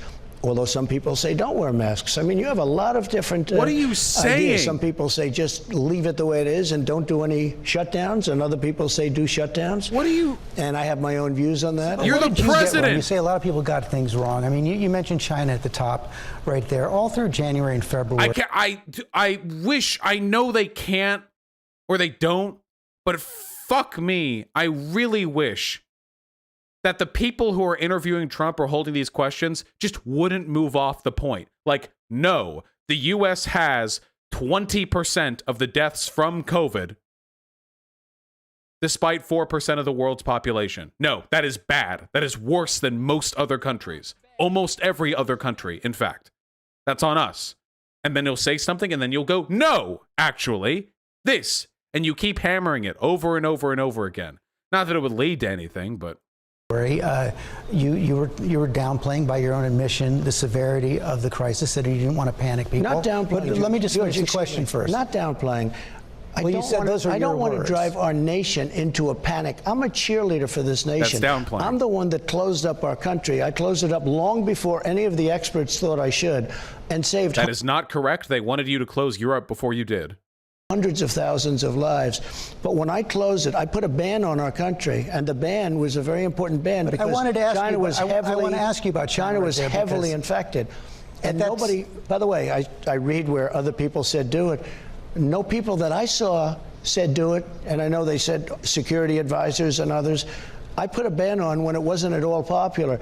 Joe Biden said I was xenophobic because I put the. You are xenophobic, and also the ban wasn't enough.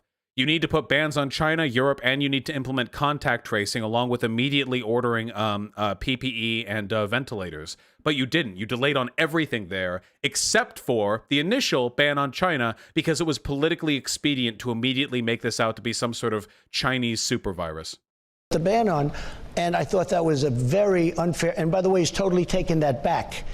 But I'm not sure he knows what it means. I want to ask you about China, though, because at that time, you were actually praising President Xi. You were saying he was transparent. You were saying he was strong. You were saying he was doing a good job. Did you get that wrong? Did you misjudge President Xi? I don't think I did. We just finished a trade deal.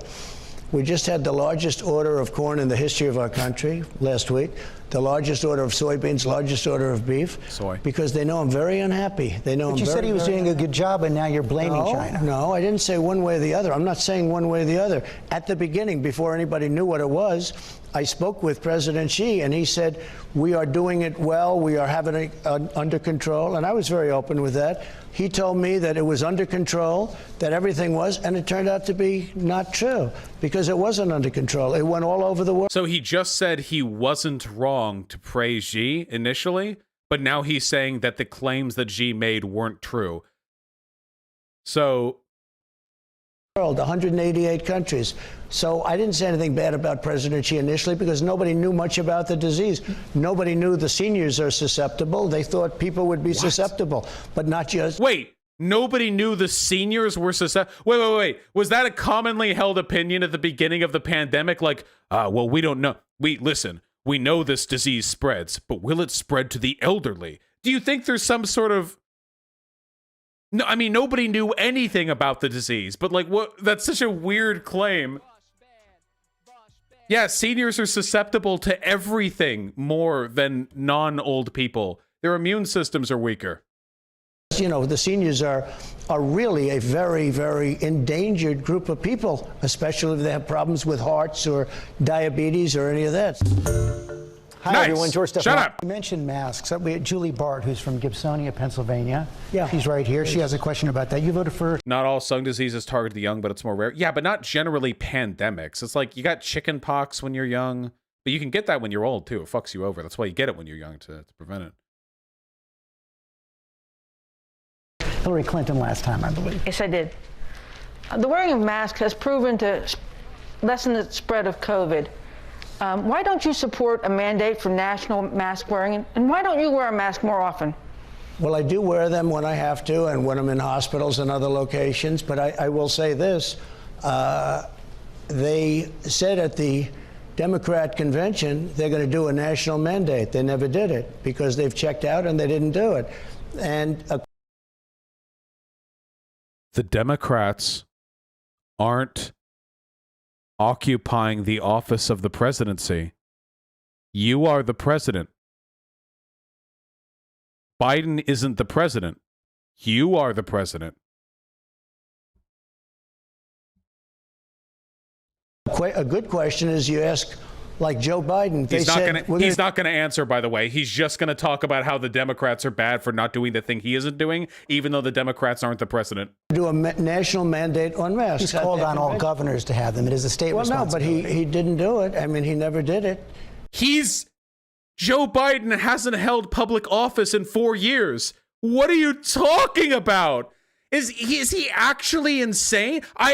People say that Joe Biden is in cognitive decline. He is, of course. Joe Biden has a stutter. Trump doesn't have a stutter. I think that Trump is way farther gone than Joe Biden, by the way. Joe Biden stutters often, and that makes him look worse. But the shit Donald Trump says is beyond the fucking pale. It is some 19th dimensional horseshit. It is incredible.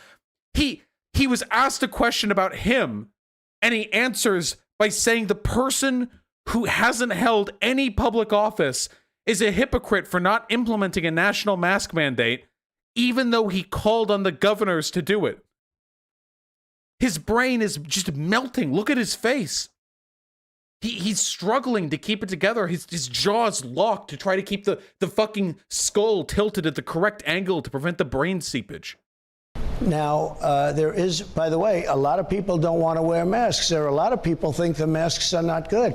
And there are a lot of people that, as an example, Who are those people? Well, I'll tell you who those people are. Waiters, they come over and they serve you and they have a mask. And I saw it the other day where they were serving me. And they're playing with a mask. I'm not blaming them. I'm just saying what happens. They're playing with a mask. That's the group of people you want to not wear masks? The waiters. That's the group of people. That group. That specific group of people is the group of people you don't want wearing masks. So the mask is over, and they're touching it, and then they're touching the plate. That can't be good. There are a lot of people. If you look at Dr. Fauci's original statement, you look at a lot of people, CDC. Wait, that's it? He went to a restaurant and he saw a waiter like shuffle his mask around, and then he's like, okay, so waiters don't like masks. Look at a lot of people's original statement. They said very strongly, George, don't wear masks. Then all of a sudden they went to wear masks. The concept of a mask is good, but it also does, you're constantly touching it, you're touching your face, you're touching plates. So he's not answering, he's just going to impugn the legitimacy of wearing masks. Look at this. He actually cannot take responsibility for anything that he is saying. He can't do it. She asked him, why haven't you done X? And he's like, well, actually, a lot of people don't like masks. Maybe masks aren't that good. He's right. If Dr. Fauci was up there right now, he would be like, wait, sir, yeah, he's incapable of introspection. Getting this guy out of office is like a matter of existential planetary security. This person is like he's a non-human. He's a non-agent. Like he doesn't actually engage with reality around him. He's just a convenient, idiotic puppet for people more intelligent than him to push around. There are people that don't think masks are good. Hi, everyone. George Stephan. Got Johnny Powell right here. She's from Pittsburgh, Pennsylvania. And you actually haven't voted before. How are you? Hello. Hi. My question is... Don't dehumanize people for fuck's sake. Nah, dude, fuck you. 200,000 people are dead because this dipshit is categorically unfit to run for office. Nah. Come on. Don't dehumanize groups of people you can reach out to, but Donald Trump wants you dead and he wants me dead, okay? Jesus Christ, this is not the time to play fucking civility politics. If you believe it's the president's responsibility to protect America, why would you downplay a pandemic that is known to disproportionately harm low-income families and minority communities? Yeah. Well, I didn't downplay it. I actually, in many ways, I upplayed it in terms of action. My action was very strong. Yeah, because what I did was with China, I put a ban on. With Europe, I put a ban on. And we would have lost thousands of more people had I not put the ban on. So that was called. Is this going to be the same? It's going to be the same NPC talking point. I can't do it again. Called action. Another month. Well, they were Americans. I mean, the holes in were if you have somebody in China that's an American citizen, we had to let them in. I mean, there were actually some people that said, well, once it got going, they said, wait a minute, that is really a heavily infected place. And we had a case where, look, I created, we all created together. You helped everybody. The fact is, we created the greatest economy in the history of the world. Best employment numbers for African American, Asian American, Hispanic American women, everything. The best employment, high school, no high school, college. We had the best economy we've ever had. 160 million. What about real wages? What about income to productivity ratio? What about ratio of wages to rent? No? No actual real metrics for determining the strength of the economy, just Wall Street investors? Million people, almost just short of 160 million people. We were never close. And then somebody comes in, and then somebody else, doctors, and they start talking about the pandemic and about closing. They want to close up our country. I said, wait a minute. We have the greatest country, the greatest economy, and it was coming together even in terms of unity because it was so successful that people that weren't getting along were starting to get along. I wouldn't even, I wouldn't even let him go off on these talking points. Like, it would be, here's the question, answer. Dr. Fauci and I say we have to be prepared we have to hunker down. We have to be prepared for a possible second wave. I understand that you don't want to panic people. You said you want people to be calm. You've often talked about Winston Churchill and FDR, and they did reassure people. They were strong. They did keep people calm, but they also were straight. They said this war is going to be tough. It's going to be a real fight. We have to persevere. So when Churchill was on the top of a building and he said, everything's going to be good. Everything's going to be calm. And you have the Nazis dropping bombs all over London. He was very brave because he was at the top of a building. It was very well known that he was standing on buildings and they were bombing. What? And wait. First of all, he didn't give a speech during a bombing run. Hold on. Okay. First of all, fuck Churchill. Second of all, Churchill wasn't on top of a building during an air raid. It wasn't in the middle of an air raid that he stood up there, just like bombs going off, him like screaming to get over the noise. Like, no, they could tell when the planes were coming. Like they did know. They had air raid sirens. So that's irrelevant. Third of all, Churchill did encourage his population to keep calm, but he didn't lie to them. That's the thing. He didn't lie to them. That's the critical distinction there. He didn't deny that the Nazis were coming. He didn't deny that hard times were coming. He didn't deny that they may actually have to end up fighting on the shores of England, which they didn't have to, thankfully for them. But he didn't deny the possibility. Can you imagine if Churchill had gone up there and he'd been like, yeah, well, yeah, keep calm, just like... There was like one air raid, but you know, the air raids are going to be done within a week, within a month. probably nothing more is going to happen. You know, that's pretty much on the you know, the tail end of things. And yeah, it's going to be good soon. And then it kept happening over and over and over again. No. He says everyone's going to be safe. I don't think that's being necessarily honest, and yet I think it's being a great leader. But he said, wait, what? Necessarily honest, and he says everyone's going to be safe. I don't think that. He did not say. Wait, he did not say everybody is going to be safe. At no point did he guarantee during World War II that everyone was going to be safe. That's being necessarily honest, and yet I think it's being a great leader. But he said, you're going to be safe, be calm, don't panic. And you had bombers dropping bombs all over London. So I guess you could say that's not so honest, but it's still great leadership. So do you think it's okay to be dishonest? No, the moderator should not be buying into this. You shouldn't do this. Canada 420, you're going to get banned if you don't stop spamming.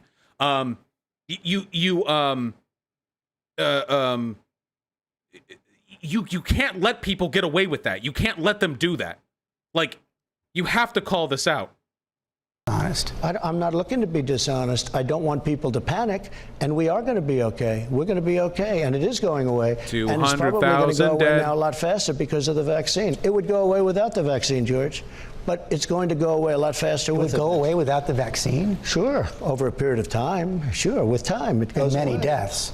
And you'll develop herd, like a herd mentality. It's going to be herd developed, and that's what? Herd mentality? Wait. What? Did he mean to say herd immunity? The thing that isn't happening? The thing that the UK attempted and is the reason why they also have a disproportionately high rate of deaths? The herd mentality. You know what he means? Stop being pedantic. It's the president of the United States. I don't know what he means. He's an idiot. I don't know. He could very well mean herd mentality. He could very well mean he wants the people of every city across this great nation to lock arms and get together in a gigantic mass of people and migrate out into the country where they will grass graze until the pandemic is over. I don't know what he means. He's fucking crazy. I don't know. I'm working off very limited information. Okay? I don't know. It's going to happen. That will all happen. But with the vaccine, I think it will go away very quickly. Got to take a quick break. But I really believe we're rounding the corner, and I believe that's strong. As you know, Dr. Fauci disagrees with that. Well, I mean, but a lot of people do agree with me. You look at Scott Atlas, you look at some of the other doctors that are highly from Stanford, look at some of the other doctors, they think maybe we could have done that from the beginning. I think we did it exactly right. We closed it up. Now we're opening, and we're opening up to a super V because the numbers are fantastic. Scott Atlas says YouTube censorship of coronavirus information reminiscent of third world countries. So this is the person who Donald Trump is saying is an endorsement of his political position. YouTube censors, it's like a third world country when YouTube censors videos that lie about coronavirus. Probably a QAnon-er. The employment numbers, you look at, we hired 10.4 million. I don't care. Next one. The next question comes from Laura Galva. She's from Glenshaw, Pennsylvania, registered nurse who's always voted Republican for president. Laura, go ahead. Hello, Mr. President. Martin Luther King Jr. once famously wrote, "Injustice anywhere is a threat to justice everywhere." In the light of the ongoing protests surrounding the deaths of George Floyd, Breonna Taylor... Hold on. Stanford doctors called that doctor out as a crank and he threatened to sue. Oh, nice. Threatening to sue. Oh, interesting. So he's critical of YouTube censorship, but he threatens to sue over a critical letter? Interesting. Damn. Wow. Anti-cancel culture. Once again, rearing its head as cancel culture's okay when I do it. What a coincidence. First guy off the top of Trump's mind when he suggested somebody who agrees with his position, by the way. These people are fucking death cultists. Taylor, in the recent shooting of Jacob Blake, Do you feel racial injustices are occurring in this nation? And if so, what can be done to address them? Really I can tell this woman's always voted Republican because she is nailing that mask placement right now. Well, I think there were tragic events, and I do feel that we have to also take into consideration that if you look at our police, they do a phenomenal job. You'll have people choke, make mistakes, and they happen. It happens where they have to make a fast decision, and some bad things happen. And you also have bad apples, but you have 99% great people. I know the police forces very well. I think almost every one of them, if you look, I've been endorsed by so many of them. Hey, Cab. And these are great people. And I will say this, if you're going to stop crime, we have to give the respect back to the police that they deserve. They've done. Well, first of all, if your suggestion is that the criminality of a society hinges on the respect people pay to the police, then they aren't public servants. They're a fucking private militia, okay? It is the job of the police to obey the law and to enforce the law. Our opinion on the police should not play into that. The idea that you'd be like, oh yeah, well, police are doing some bad things, but like, hey, people don't like the police that much. So hey, so who's really in the wrong? I can hate the police if I want to. I can look at the police. I can stare daggers at them. I can call them any word in the fucking book if I want to. Okay? As long as I'm not impeding an investigation or arrest or what have you. And that is my constitutional right. Also, public disorder, disorderly conduct. Well, actually, sometimes you can't say whatever you want to them. But the point is, you can hate the police if you want to. And that does not, under any circumstances, give them an excuse to abrupt their care for you or their enforcement of the law, under any circumstances.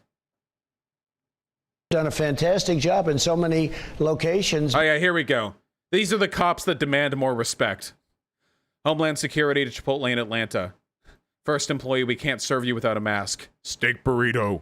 We can't. Everything but cheese. Sir, we can't serve you without a mask. Ring it up. This is the respect they're demanding, okay?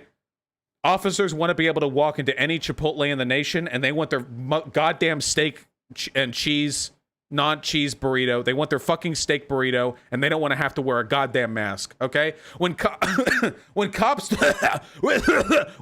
talk about respect, that's what they want to be able to do while talking to you, and you have to look them in the eye too. Respect to a cop is you will open your mouth and keep your eyes wide open while they cough in your face, okay? That is what respect means. The only respect we owe police officers is to not impede them in their responsibilities and their duties when they're actually doing their responsibilities and their duties, okay? Which they are very often not. And under those circumstances, civil disobedience is very often morally justified. These are operating effectively as a private militia. They have different political allegiances than us. They have different ethical systems than us. They don't give a fuck about you. They don't give a fuck about the law. There are good individual cops, but as an institution, there's a reason why they overwhelmingly vote red, okay? But then bad things happen. Look at New York. New York was a very safe city. Rudy Giuliani did a fantastic job. The city was safe, and then all of a sudden we have a mayor who starts cutting the police force, and crime is up 100%, 150%. What?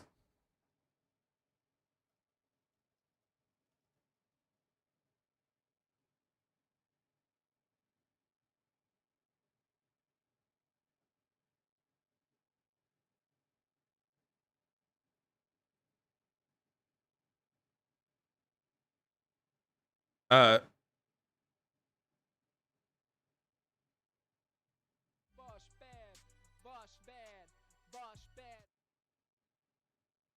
mean, overall crime, November 2018. When did the current mayor take office? Now, right now, crime is rising all over the country because of coronavirus, because it's led to a lot of civil unrest. In 2013? Yeah, okay. Yep, looks like it's going down.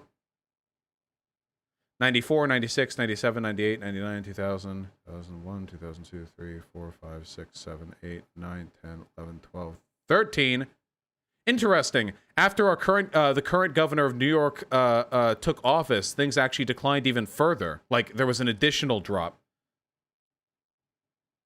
Yeah. What is this 150% increase in crime? Calvin Guerra in YouTube chat? Howdy, Calvin. We got to talk sometime. Anyway, back to it. And I saw one form of crime up 300%. So Wait, Vosh, is it true you can just shit talk cops randomly? Because that just means you're going to get in trouble, mate. Wait, I think I just clarified that if you shit talk cops, they'll find an excuse to arrest you, usually. I think it's very important, whether you talk Seattle, where they have very good police, but they're not allowed to do their job. You have to allow... How are they not allowed to do their job? The police to do their job. I agree with you. Those events are terrible, but we have to allow the police to do their job. Otherwise, crime is going to soar. Now, the problem is that in Democrat, usually liberal Democrat-run cities, we have tremendous problems. The top 10 most unsafe cities are run by Democrats. You go into the top 25 and top 35. Most big cities are run by Democrats because big cities tend to have a large diversity, an immigrant population, a diverse and immigrant population, and those people tend to vote Democrat, and it is in those positions of immigrant and of ethnic unrest that these problems tend to arise. Calvin said to hit him up. Gotcha. Almost every one of them is run by Democrats. No cash bail, just weak policies on crime. We have to give the police the respect that they deserve, and we have to give them their mojo. We have to let them protect us. How about... What, again, like, he's not signaling to any specific policies here. He's literally just like, we need to lick the boot harder. We need to deep throat the boot tip. That's what we need to do. That's the main issue. That's the reason why crime has been going up lately, except it really hasn't. Crime has been going down on average. It is because we have not been simping for cops hard enough. About that horrible crime that took place 2 days ago, where this terrible human being walks up to a police car with two people sitting in the car, and he starts shooting bullets right through the glass, right in their face, and just has destroyed. I mean, I hear they're going to make it, but they're going to have a hard time ever being the same. Mr. President, you're right. And it's just a terrible thing. That was monstrous. There's no question about that. But a lot Can't help but notice you didn't answer the fucking question. Yeah, this question is supposed to be about racial tension, so of course cops spent 2 minutes virtue signaling about the police, and then made mention about how, well, actually, maybe we need to be even tougher on crime. That's the real problem here. People look at the statistics. But that's a lack of respect. When somebody can do that, that's a lack of... It's not no, a lack of respect doesn't mean you kill the cops.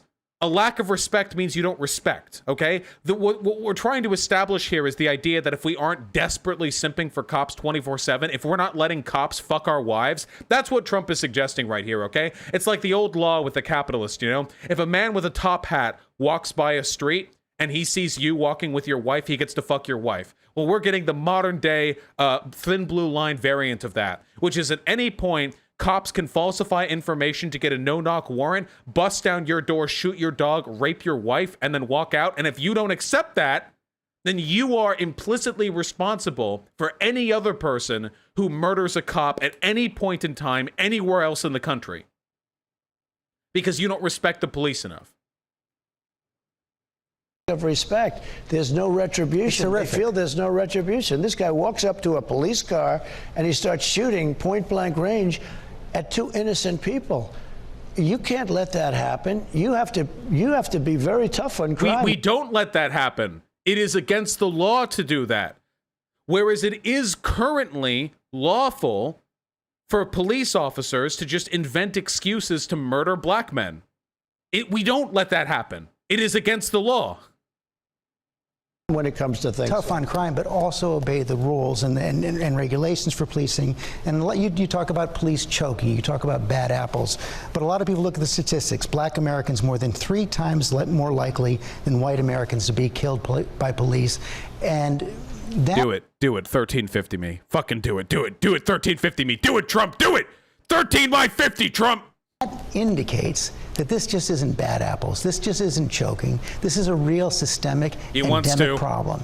Do you believe that? What will you do to address it? So I just saw a poll where African Americans in this country, black communities, are 81% in favor of having more police. They want more police. They want protection. I forgot the Trump special where you just do a complete non sequitur and don't address the thing you were asked. They suffer more than anybody else by bad police protection. All minorities, whether it's Hispanic or black or Asian, they suffer more than anybody else, George. We have to give the police back the authority to stop crime. When you have something... Where in America do cops not have the authority to stop crime? What does that mean? Where in America is crime happening and cops are like, no dude, don't do it, dude, we can't do it. This is Biden's America, even though it's 2020 and it's Trump's America. Something like in Portland where it's just night after night, I could stop that with the people we have in a half an hour if they'd let me do that. You tried. You sent federal troops in and it made everything worse. The number of protesters and the amount of violence skyrocketed. You fought with them for weeks before you bitched out and pulled out. You did this. You did the thing you're saying you're not being allowed to do. What would you do? Bring in the National Guard. We'd bring it in and we would stop that within, well, we did it in Minneapolis. Take a look at Minneapolis. But how do you stop police killing blacks at 3 times the rate of killing whites? Yeah, focus on, I can only say this, that the police in this country have done generally a great job. No, so he can't answer it because he knows he has the 1350 to try and answer it and he doesn't want to do it. He can't answer it. There are crimes, there are problems, and there are chokers. They choke under pressure. I mean, they have 1/4 of a second to make a decision. And sometimes they make a wrong decision, and that's a terrible thing. The problem is that'll be on the news for 2 weeks or 3 weeks in a row, and the hundreds of thousands and thousands of good acts, nobody talks about. So you didn't think that's a sign of systemic racism? No, I think there's problems, but I also think there's some very big problems where if you don't give the police back their authority, right now... What authority? What authority? What are we missing? Police are afraid they're going to lose their pension. They're going to lose their job. Oh, yeah, dude. That's something that definitely happens to police in the United States of America. They lose their pension and their job. Oh, yeah, dude. There are a lot of cops those two specific things happen to. It's an epidemic, as a matter of fact, of cops losing their jobs and pensions. What do you have to do to lose your fucking job and pension as a cop in America? You could... I can't even well, I'll know what you have to do. You have to have a bad interaction with some white conservative city council member somewhere out in the suburbs. That's what you have to do. You play it real cool in those situations. You play it real nice with those citizens. But when you're running around in the inner city, you can't do shit. I talk to somebody in the wrong way. When I watch New York, the New York City police endorsed me. Oh, yeah, you have to rat out another cop. Oh, wait. Based an epic Trump actually pointing out a real problem. Cops are afraid to lose their jobs and pensions if they snitch on their coworkers. That is true. I love them. They're one group of the New York City police. But I watched 6 months ago policemen walking down a street and people were dumping water on their head. They had absolutely no fear. There was no retribution. I thought it was a low point. I thought it was a low point for New York City's finest. And where? Oh, no, what? Oh, New York City Police Department, the police department that fucking printed out custom shirts to make fun of the dying words of Eric Garner. The New York City Police Department, who was nonstop signal that they don't give a fuck about the people of their city, such to the point that they striked because they felt like they weren't being paid respect because their mayor said, "Hey, maybe we should kill less black people." I'm so sorry. I'm so sorry. Oh, that really pulls in my heartstrings. frankly, those people should have those cops should have turned around and really done something. What? What, Hi, you everyone. little fucking bitch-ass mentioned pussy? masks. What? What should they have done?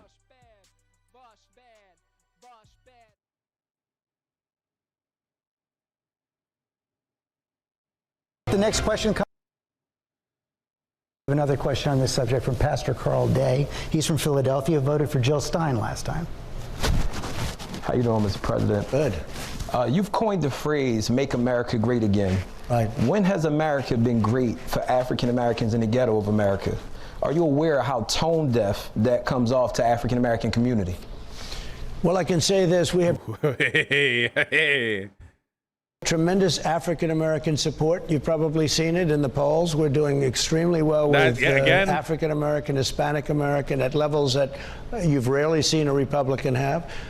If you talk about... that's the key word right there. Rarely seen a Republican have. That's a very critical... Whoa, sorry about that. Ad for a news site that I'm trying to look at. It's a very critical distinction there.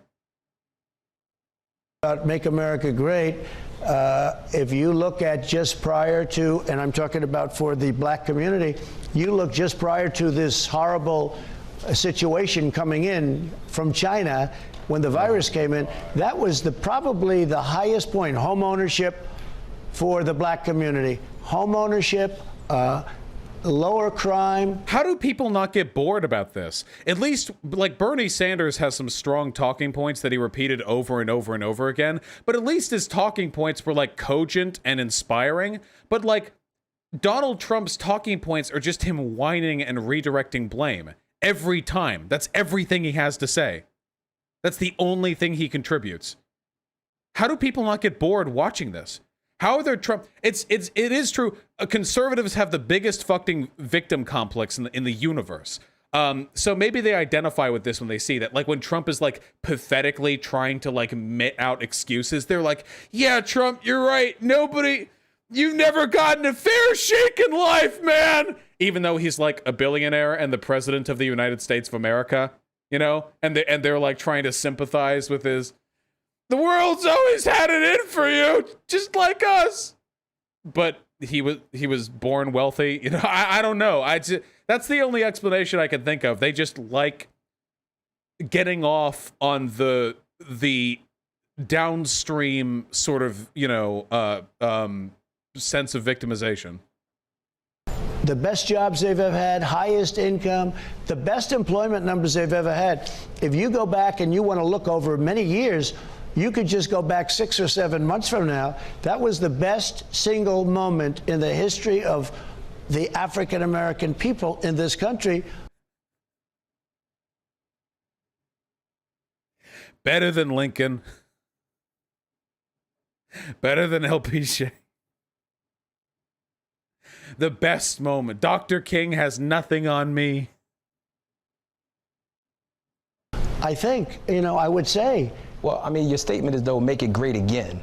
So historically, the African-American experience, especially in these ghettos that have been redlined, historically, these ghettos that have systemically been set up and treated the way that they have been, the conditions of the drugs, the guns, and everything else that actually created the symptoms for what we see that you profess to be just the Democratic. Also, thank you for the link in chat. I just want to reiterate to you guys, because Republicans nonstop talk about this black unemployment rate thing. First of all, the black unemployment rate, along with the white unemployment rate, had both been plummeting since 2010, when Obama was able to get the economy back under control. And even at the absolute best point it's been, the black unemployment rate was still more than double the white unemployment rate. So Trump was, in the most charitable sense, only able to continue pre-existing Obama-era policies. And I would encourage you all to ask Trump supporters, what policies, what bills did Trump sign to lower black unemployment? They always do this. They give him credit for the economy. You go back to the Obama administration, you can find dozens of bills that related directly to the state of the economy. Trump? What is tax cuts?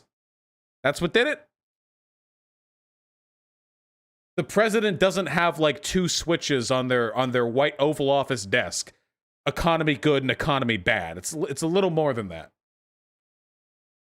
cities than themselves. These things have historically been happening for African Americans in these ghettos, and we have not been seeing a change. Quite frankly, under your administration, under the Obama's administration, under the Bush, under the Clinton, the very same things happen, and the very same systems and cycles continue to ensue. And we need to see, because you say again, we need to see when was that great, because that pushes us back to a time in which we cannot identify with such greatness.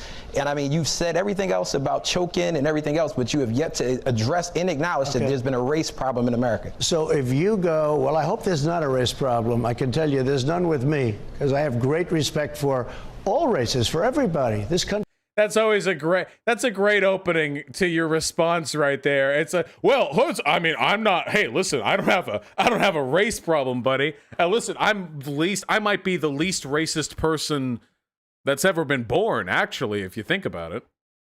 Country is great because of it. But when you go back 6 months and you take a look at what was happening, you can't even compare that with past administrations. When you look at income levels and a lot of things, because of the job situation where they had the lowest income, the best unemployment numbers they've ever had. Right back to the earlier talking points, a complete NPC brain. Just a faulty code line, you know? Circles right back to the exact same set of talking points. NPC brain. Black community by far. And that was solving a lot of problems. And you know what else it was? It was bringing people together. I was starting to get, just before this was, you know, we were having a long run of success. I was starting to get calls from Democrats that, hey, it's starting to work. Let's get together. People that you would never have thought this would have happened with. There was going to be unity, but unfortunately that was hurt because we got set back. But now, I think next year is going to be one of our. Wait, what? We were doing so good. We were doing so good. Even the Democrats they were calling, they were like, Don, I can't come out with this publicly because the cancel culture mob will silence me. But you've been doing great for blacks, Don. You've been doing great for blacks. Is that what happened? Our best years economically. But income equality is still happen. But income equality is higher. So, I mean, jobs can be produced, but at the same time, in a lot of these big major cities where African Americans are underserved, under-resourced, that's an $8 hour job. Does not mean that they can necessarily afford to live where they have to live or where they've been living at for the last 20 years. Well, the income inequality, which I agree with you, is a problem. I always agreed with it. But if you look past the tax cuts under President Obama and Biden, the income inequality was phenomenal. It was record-setting. It was record-setting, and now the records have been set higher. That's true. It was record-setting, and now it's worse. It's getting worse now. Well, we're talking about a plague coming in. Before the plague, we were doing very well. Now we will soon be doing well again. Calm on that. No. Before the plague, it was worse than ever, and now it's even worse than ever. Because we're going to have a fantastic third quarter. You're seeing the numbers come in. I think you're going to have a GDP that's mid-20s. And see, this guy's like, dude, income inequality is going to get better. The GDP is going to get higher. This dude, I don't think this guy knows what the fuck he's talking about. I don't think this guy has any idea what he's talking about. Dude, the GDP is going up. Income inequality is going to go down. He has no fucking idea. Soup brain. His talking points are just a mishmash of shit that he gets from TV and from his fucking preppers, dude. I almost feel bad for Trump. No wonder he felt like he was ambushed here because people are asking him questions and then asking him follow-up questions. It reminds me of all the conservatives I debate where they think it's a sneaky debate tactic to ask you what you actually believe rather than just letting them ramble, you know? I feel bad. Like, this is like elderly abuse, you know? We talk about this with Biden, but Trump gets sent out here to be asked questions by real human beings. He's clearly not prepared for this. Maybe much higher. Somebody said 35. I don't know. These are all records we're talking about. And you're going to have a very good, economically, you're going to have a very good year next year. But I agree with a lot of the things you say, but you have to look back because we really had it going well. Had we not been hit by this horrible disease that came into our land and all over the world, by the way, came all over the world, we would be in a position where I think income inequality would be different. It was really getting there. We were really driving it down. We have to move on. But even before, no, you can't let him get away with this. The income inequality was continuing to go up throughout the Trump presidency, and then it spiked because of coronavirus. Nice job with the business loans that ended up massively enriching the already wealthy. Yeah. Again, the only reason, holy shit, lock me in a room with Trump for 1 hour. You can put me in handcuffs. It won't matter, okay? Give me a camera. I just want to ask him one question and keep asking it over and over, okay? Just let me keep asking it over and over and over again. And I'll follow up with clarifying questions. I'll have all the graphs printed out. It doesn't even need to be a devastating point. The point is, like, you just have to rub his nose in it, you know? You won't get the answer? Good, make fun of him then. You should be able to make fun of him. Stephanopoulos over here, this fucking pussy, should be able to say, you're dodging the question. You've dodged every question you've gone on. If Trump says, oh, well, I'm going to leave, you're treating me terribly, Stephanopoulos says, okay, well, you're kind of like a weakling then. You're weak, you're a child, you can't handle questions. Nobody does this to him. The point, the reason you argue with fascists is to make them look weak. You don't ask them piddling little questions. What, are you afraid he's not going to come onto your show again? We're on the fucking cusp of an election, you fucking weaklings. Get throwing them fucking softball questions, not letting them actually follow up on anything asked, not challenging him when he says factually incorrect things. The point is to make him look weak. So make him look weak. Before the pandemic, the average black family was earning half of what the average white family was earning, even if you hold education You're constant. right. I can only compare it to the past. The African American, the black community was doing better than it had ever done by far, both in terms of unemployment, home ownership, so many different. Remember how the question was, when was America great for black people in the past? And now he's saying that we're in the best time we ever have been. The way he's answering, because he's answering a different question, is affirming the criticism levied by the asker. He said, well, it was only worse in the past, and Trump is agreeing with him, but only because we've moved points over. If we switched back to the original question, Trump would instead say, oh, no, well, things could be better in the past, you know, blank, blank. Different statistics, even in terms of But there was still a gap between blacks and whites. I mean, there was a gap, but we were doing a good job. It was getting better. And then it was artificially shut down by this disease that came onto our land. Hi, everyone. George Stephanopoulos here. I don't know how much more I can do of this. Would I have to break this down, make it a two-parter? Oh, God. On healthcare, it comes from Alicia Block. She's from Philadelphia, an assistant professor who voted for Hillary Clinton last time. Oh, yeah, by the way, every time Trump lies publicly and nobody holds him accountable for it, he's fucking you. He's face-fucking you. You're letting him face-fuck you. He's cucking the world. The greatest exertion of strength a fascist can throw out there is lying brazenly and not getting challenged for it. That is the greatest, more than any invocation of federal troops, more than anything else. When they can just fucking lie to you and get away with it, that is the greatest strength they have.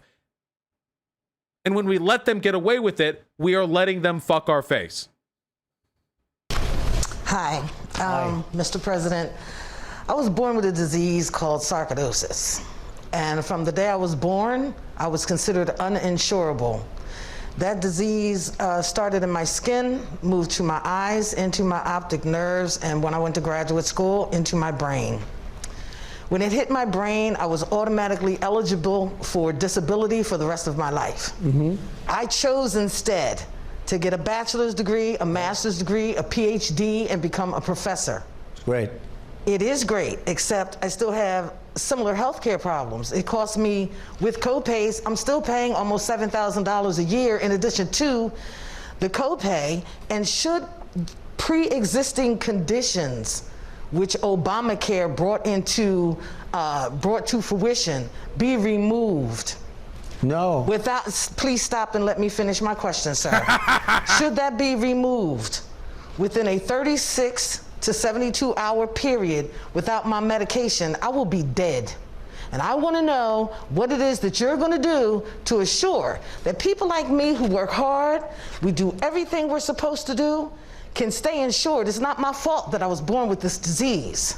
It's not my fault that I'm a black woman and in the medical community I'm minimized and not taken seriously. I want to know what you are going to do about that. So, first of all, I hope you are taken seriously. I hope you are. And we are not going to hurt anything having to do with pre-existing conditions. We're not going to hurt pre-existing conditions. And in fact, just the opposite. If you look at what they want to do, where they have socialized medicine, they will get rid of pre-existing conditions. What?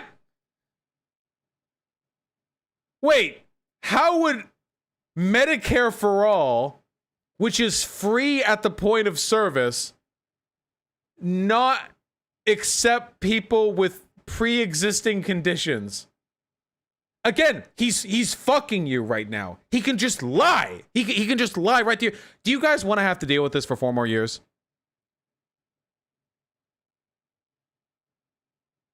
You realize that at least, like, Biden will be a dawdling little shit and he'll lie to our faces sometimes. But like this? Nobody lies like this. Reagan didn't lie like this. Nixon didn't lie like this. Not even close. There was a, comparatively, for Reagan and Nixon, a strong adherence to reality. Compared to this, almost everything Trump says is factually inaccurate. He doesn't just lie about the big, holy shit, guys, in chat, I know how woke you are. Obviously, Nixon and Reagan lied. Obviously, that's the point. It's a comparison. Trump lies about everything. Everything he says is a lie. Have you ever watched a Trump speech where he factually handled any issue? Now, I'm not saying Trump is necessarily worse than Reagan or Nixon. I don't believe that. But when it comes to just the sheer brazenness with which he will reject reality, he is unparalleled. If they go into Medicare for All, which is socialized medicine, and you can forget about your doctors and your plans, just like you could forget under President Obama. He said you can have your doctor, you can have your plan, and that turned out to be a lie. And he said it 28 different times, at least. We have 28 different times. What does that have to do with pre-existing conditions, and what does that have to do with socialized medicine? You can have your doctor, you can have your plan. Well, it's not true. But what we're doing is we're going to be doing a health care plan, pre-existing, protecting people with pre-existing conditions. As an example, yourself, it sounds like that's exactly perfect. That's exactly what we're talking about. Remember, by the way, Republicans have had 12. You guys said 4 years. They've had 12 years. They had the entire Obama administration to come up with a Republican health care plan and the Trump administration, and they couldn't even repeal Obamacare. And they didn't have anything to replace it with. They have had 12 years, half of my lifetime, to prepare an alternative to the Affordable Care Act, and they have not.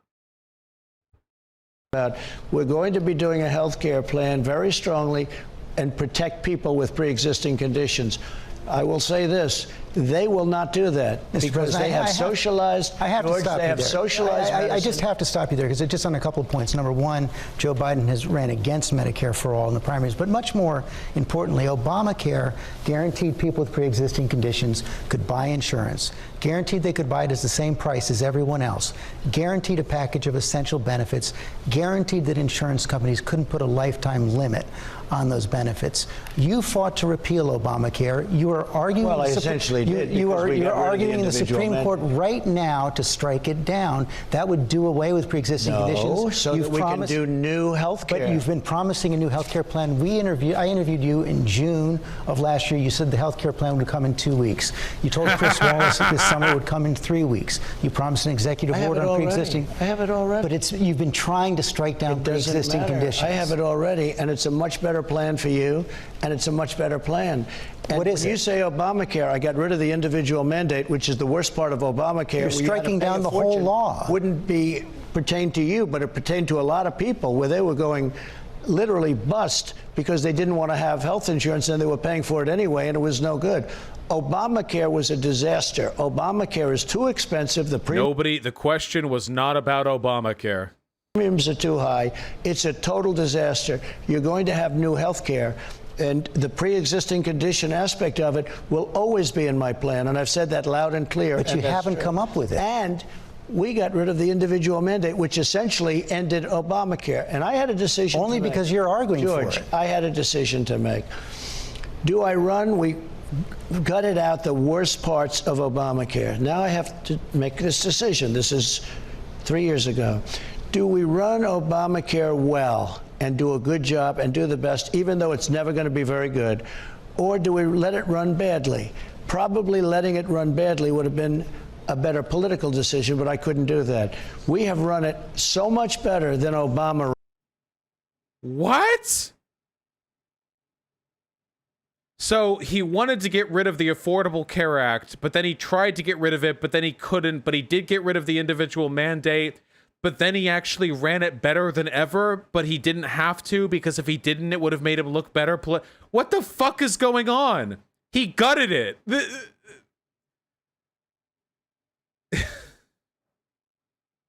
Ran it. Now, it's not the same because I got rid of the most unpopular thing and a very unfair thing. You're which trying is to the strike individual down mandate. the whole Now, law. George, we have run it really well, but we also have now other, if you go Department of Labor, our great secretary, as you know, and you know him well, we have other alternatives to Obamacare that are 50% less expensive and that are actually better. It's been 3.5 years. George, it's been 40 years since you had good health care. You never really had good. What is that? He's trying to come up with a fucking retort. He's like, George. I thought he was going to insult him. I thought it's going to be like, it's been 10 years since you got laid, George. I thought he was going in that direction. Okay. I mean, it's still a complete non sequitur, but all right. Good health care in this country. This country has never had it. But when you say that Biden doesn't want to do it, everybody else does. Bernie does. He agreed to the manifesto, as I call it. The agreement with Bernie is that you're going to go to socialized medicine. He ran against If you go to Medicare for all. socialized medicine, well, he agreed. And Harris, who he today said Harris Biden because he thinks she's president, Harris, and someday you'll have to explain that one to me, but Harris is all for doing that. She wants to go to socialized medicine. So you no longer have your doctor really, and you no longer have your plan. And Joe can say all he wants. He's only doing it because he sees his poll numbers going down so substantially. But Joe can say all he wants about health care. You know, Obamacare has been a failure from day one. It's too expensive, whether it's the premium or whether it's the cost generally. And they don't have their doctors and they don't have their plans. We're going to have a very good health care. I think maybe a great health care for less money. Hi, everyone. George Stephanopoulos here. Thanks for checking out the ABC News YouTube channel. If you'd like to get more videos. I don't know why I bother trying to like look up 538 polling to try to disprove any of the shit Trump says live. So Biden's like plummeting in the polls, but he's basically exactly where he's been the whole time. I don't know why I bother at any point trying to fact check any of this bullshit. Holy fuck. Well, we're on a roll. Next question comes from Alexander Stamen from Pittsburgh. Sat out the last presidential election, I believe. Unfortunately, so I did. Good evening, Mr. President. So I'd like to ask regarding your recent comments about our United States soldiers and referring to them as suckers. Hey. Could you say that again? Our United States soldiers referring to them as suckers, and particularly the late John McCain, our prisoners of war, as losers. Okay. It was a fake statement. And go ahead. Recently requesting to ban amputee veterans from a military parade. How do you expect to win back the support of our military, their families, their friends, and military supporters? It's easy because I never made those statements. They were never made by me. They said they were corroborated by a fuck ton of. I don't know about the amputee shit. I haven't heard that claim before. But the losers and suckers comment about the veterans has been corroborated by multiple people. I stood over the grave of soldiers killed many years ago, and I said they were suckers. I never made that. Do you know we had 26 people as of today come out to say it never happened, and many people were there. Then they said about the rain didn't happen, and that wasn't the reason. The Secret Service said... Here we go. Trump didn't want wounded veterans to attend a military parade because no one wants to see that. God, dude. the American people may be cucked by Trump, but nobody's more cucked than our vets. If you're a veteran, Trump hates you because you're an idiot and he's a winner. Can you imagine that? Dude, disabled veterans are supposed to be the most venerated people in our fucking society. These are people. Now listen, this is all military propaganda bullshit. If you die for America in America's current state, I do think you're a sucker. I will say you have been suckered. Yeah, for sure. If you just adhering to the traditional American line here, if you are a veteran and you're missing your legs, you didn't just serve, you lost a part of your body serving. So for the president to go like, get them out of here. Look at that. They're ugly. Look, they're missing legs. Look at that. They're missing legs. Wait, you could go, and it makes sense, by the way. You know what this reminds me of, by the way? This reminds me of Nick Fuentes, who was saying that he would be doing a meetup with other groypers at some con, and he said that if you were fat or ugly to stay away from him. Because the fascists, it has nothing to do with respect for the individual. The people in charge fucking hate your guts. They don't give a shit about you. The only time you're useful, or the only time you're good, is when you're useful to them. It's about propagating an aesthetic. And if you don't adhere to that aesthetic, you are less than human to them. And Trump believes that, unquestionably.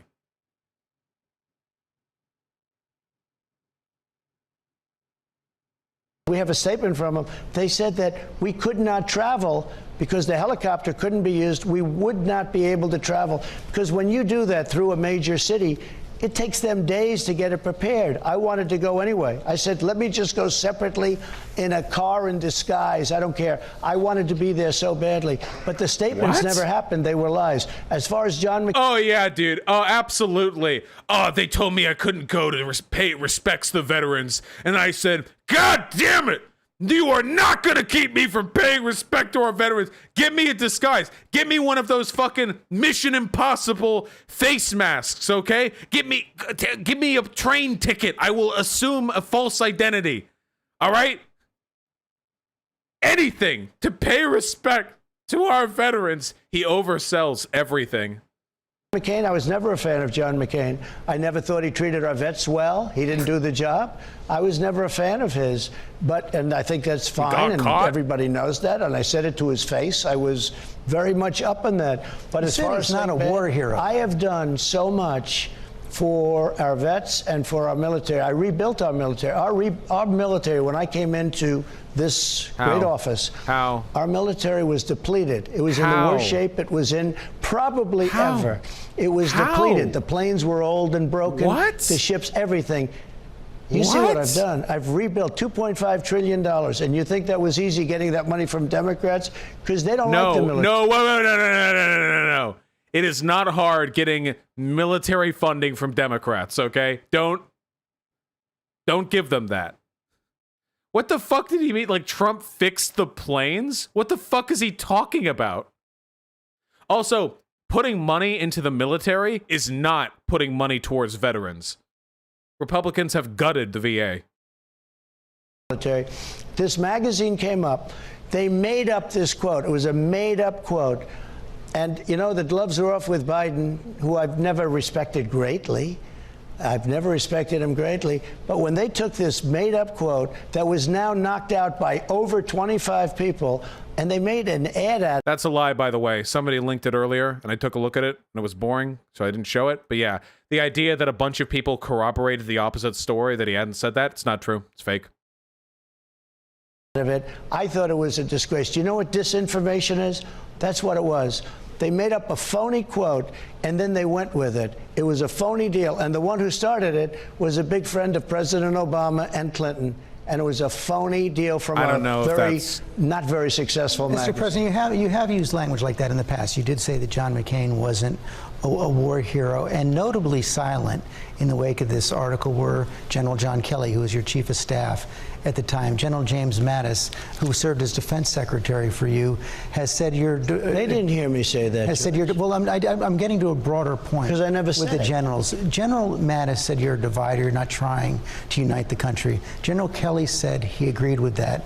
John Bolton, who was your national security advisor, said you're a danger to the country. The people in these top military positions who serve most closely with you have said you're unfit for office. How do you respond to that? These are people that I let go.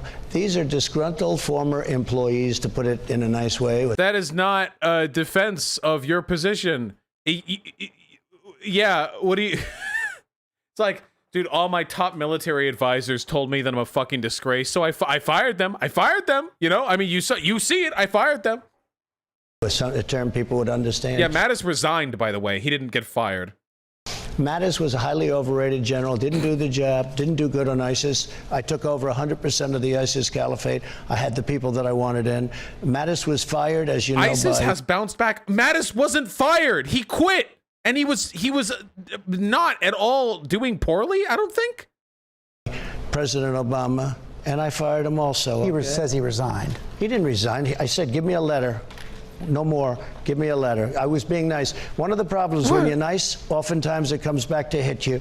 I said, Jim, give me a letter. It's time for you to move on. He gave me a letter, but I fired him. That's called, I fired him. Now, General Mattis didn't do the... He has to fire. It's the old The Apprentice persona coming back. He can't ever let anybody resign from his administration. It has to be from him. He has to take control over it. Job. I wasn't happy with him. If you look at John Bolton, all he wanted to do is blow people up. He wanted to go to war with everybody. And frankly, I used him very nicely. I bring him into a room in a negotiation. When people saw them, they said, oh, wow, he's going to go to war. I'm bringing our troops back from Afghanistan. I'm bringing our troops back from Iraq. We're almost out of almost every place. You know, everybody said, because of my personality, they said he'll be in a war immediately. Look at North Korea, how that's worked out. We haven't, the sanctions are on, everything's the same. We haven't spent anything. We're getting along with them. I get along with Kim Jong-un. That was supposed to be a war. If President Obama were president, if Hillary Clinton never got in, that would be a war. We would have a war, probably a nuclear war with North Korea. In the meantime... What? First of all, once again, anytime he's criticized, he goes, well, the other person would have done worse. First of all, what? Obama was president. Sorry, let me rewatch that segment. I was looking something up. Immediately. Look at North Korea, how that's worked out. We haven't, the sanctions are on, everything's the same. We haven't spent anything. We're getting along with them. I get along with Kim Jong-un. That was supposed to be a war. If President Obama were president, if Hillary Clinton never got in, that would be a war. We would have a war. He was president, though, for 8 years.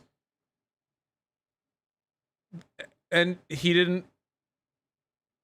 The sanctions he referred to... War, probably a nuclear war with North Korea. In the meantime, I'm getting calls all the time from friends of mine in South Korea. Thank you. We love you. Thank you. It's really been rather amazing. So instead of wars, everybody said, look at what we had today with the United Arab Emirates and UAE. And just take a look at what happened with Israel today. With that, take a look at what's going on. If you, that was going to be a problem. We're actually creating peace in the Middle East without blood staining our sand. So but look at what happened with Bahrain. Drone strikes have ramped up massively since the Trump administration began. He's had 4 years and he has not pulled out of Afghanistan. I don't know. Yeah, I don't know what that R-SAN shit is. He did pull out of Syria, which only ended up enabling massive bloodshed. Hey, nice gif. Jim Mattis. George, look at today what happened with Bahrain. Look at what, well, a guy like Jim Mattis would have disagreed with the way I went about it, and I've turned out to be correct. Tom Friedman of the New York Times wrote incredible, glowing articles last week about this incredible thing that I've been able to do in the Middle East. A guy like Jim Mattis could have never done it because they were all doing it the old-fashioned way. They were going in the wrong outlets and the wrong doors. And what happened today with UAE and with Bahrain and with Israel, people don't even believe it. And George, as sure as you're sitting there, I have numerous other countries in that region that are going to be signing very soon also. You'll have peace in the Middle East. And this is without war and without losing, and I'm talking about on both sides, but without losing our great young soldiers. He literally postured war with Iran. he ruined our relationship with Iraq because he missile striked an Iraqi airport without giving them a heads up or even asking permission.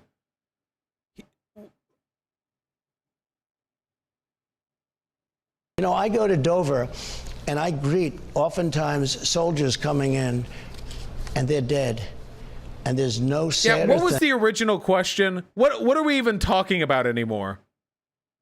Than to sit with a widow or a mother and watch these big, massive cargo planes, and that back opens up, and these incredible Marines are walking off a casket, and they were killed in the Middle East. And in many ways, nobody even knows why. Going there was the worst decision in the history of our country. We've spent $8 trillion, and we've lost thousands of lives, but really millions of lives, because I view both sides, okay, if that's okay. Millions of lives. Oh. Thank you very much. Much appreciated. Glad of you to take into consideration the all the dead Arabs while you ramp up drone strikes and posture war with Iran and continue to ally with Saudi Arabia, responsible for perpetuating terror in the region and against us. This was the worst decision. And by the way, Iraq did not Saddam Hussein did not knock down the World Trade Center, in case you don't know, and I'm sure you do know that. What? They said they had weapons of mass destruction. Wait. You can't say it wasn't Iraq without acknowledging that it was Saudi Arabia. You can't do it. Then who did?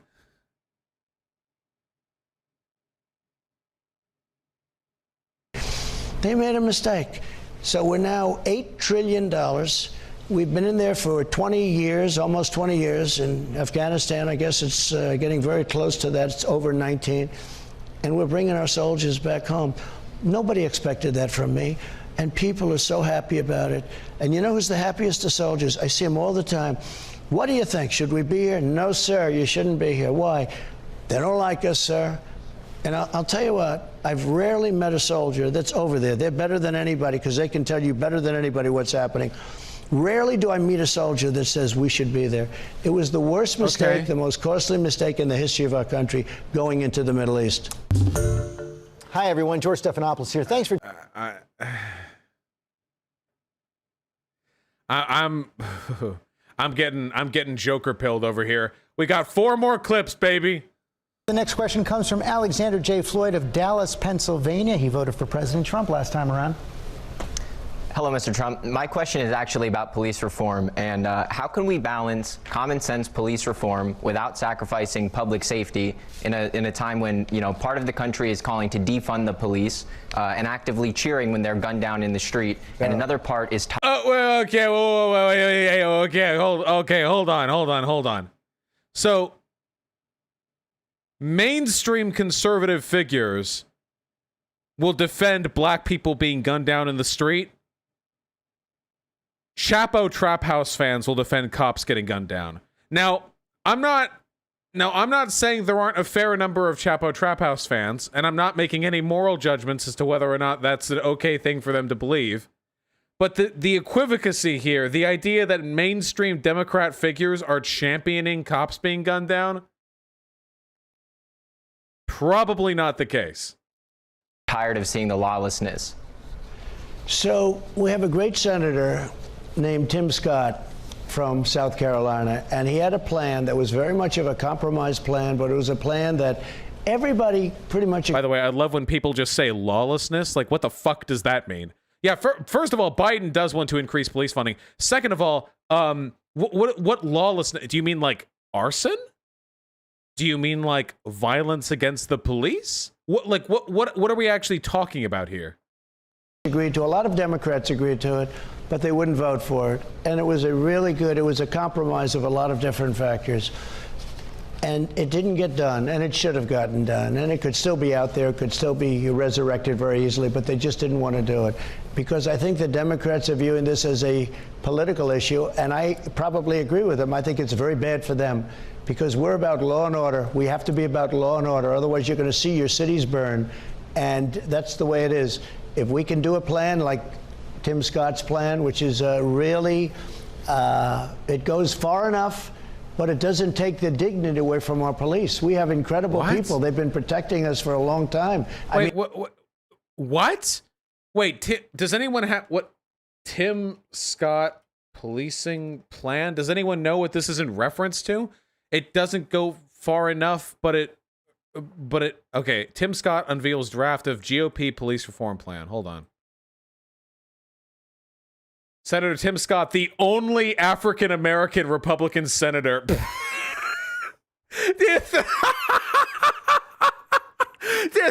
Like, all right, dude, this one's on you. Go for it, brother. You guys hate the police, am I right, son? Go to it. Seriously? I'm sure it was a coincidence. I take back all my tasteless jokes.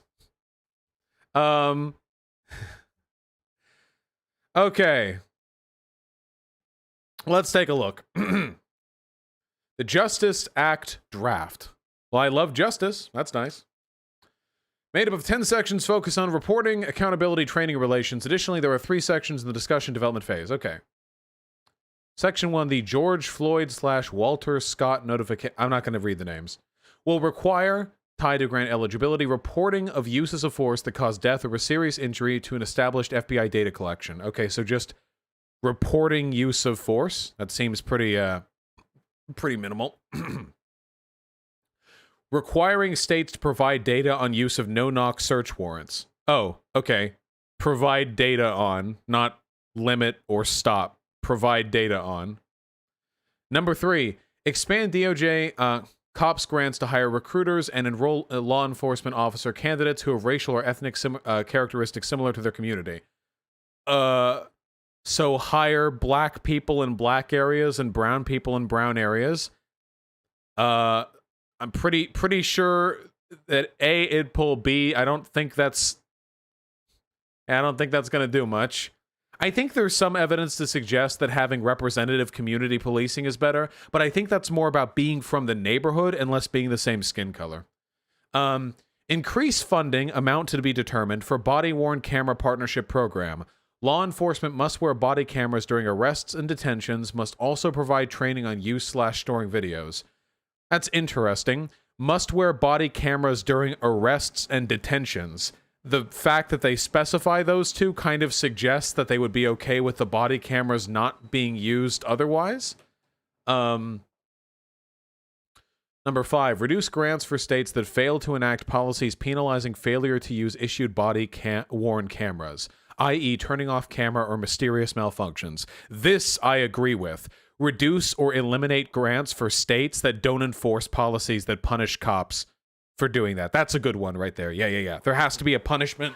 If you're a cop and your fucking your shit breaks, your body cam, that's on you, motherfucker. That's your equipment. It breaks, sorry, you're in trouble, buddy. It breaks during an arrest, you're very in trouble. Ooh, you're in big trouble. Number 6, require states to maintain a system for sharing records of LEO. When making a hiring decision, law enforcement agencies must search the system and obtain records of applicant, records to include the good and the bad. Okay, so I guess this is just saying that you should no longer be able to wipe clean a person's record. I mean, that's good. It's good, yeah. It's like a bare necessity kind of thing. Number 7, new crime of conspiracy to commit a hate crime is added to the criminal code. I think that's okay. Conspiracy to commit a hate crime added to the criminal code? Yeah. I'm not a lawyer. I would need to look into that to see how valid or worthwhile that is. But I think that could be good. Yeah. So, like, even if you didn't do the lynching, if you're, like, all kind of part of the group that was like, hey, man, we should get together and teach them a lesson sometime. Yeah, it's probably fine. Yeah. Number 8, established within the U.S. Commission on Civil Rights to conduct a systemic study on the conditions affecting black men and boys, including homicide rates, arrest and incarceration rates, poverty, violence, fatherhood, mentorship, drug abuse, death rates, disparate income and wealth levels, school performance in all grade levels, including post-secondary education and college, and health issues. So this is So yeah, this is another one of those provide data, do studies kind of thing. I'm pretty sure these studies already exist. I'm pretty sure I've seen systemic studies on the conditions affecting black men and boys, including homicide rates, arrest and incarceration rates, poverty, so on and so on. I'm pretty sure I have some of those in my fucking research document. So this just feels like do another study.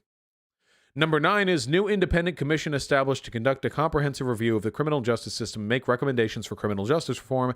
Commission must disseminate findings and guidance. This is a nothing statement. This is, we should create a commission to tell us what to do for police reform. Well, okay, this is the police reform bill. So, yeah. Number 10 is grant funding tied to required training on alternatives to use of force and de-escalation tactics. That's a good thing. Can't argue with that. And then we have discussion/development phase, which is establishment of national group to develop suggested best practice guidelines for policing tactic. That's pretty meaningless. Establish use of force review boards wherein citizens assist police departments in reviewing use of force incidents. That could actually be interesting, where you have like citizen councils that are assembled to review and assess the legitimacy of police use of force. There are ways that could go well and ways that could go poorly. And then finally, grant funding requiring training on policies that impose a duty on officers to intervene when they observe a fellow officer using excessive force. That's a good one. Yeah, obviously, officers should be empowered to stop other officers who are implementing excessive force. There are some things here that are good, and that's good. But this is pretty milquetoast compared to what we could do. So I'll admit I expected this to be worse. But a lot of this is like bare minimum stuff. A lot of it is symbolic, and only a few of these feel like they would actually be impactful. Yeah, Dems talk about getting rid of qualified immunity. Yeah, the Dems rejected it because it didn't go far enough, and I'm inclined to agree with the Dems on that one. Far be it for me to be too conservative even for the American Democratic Party.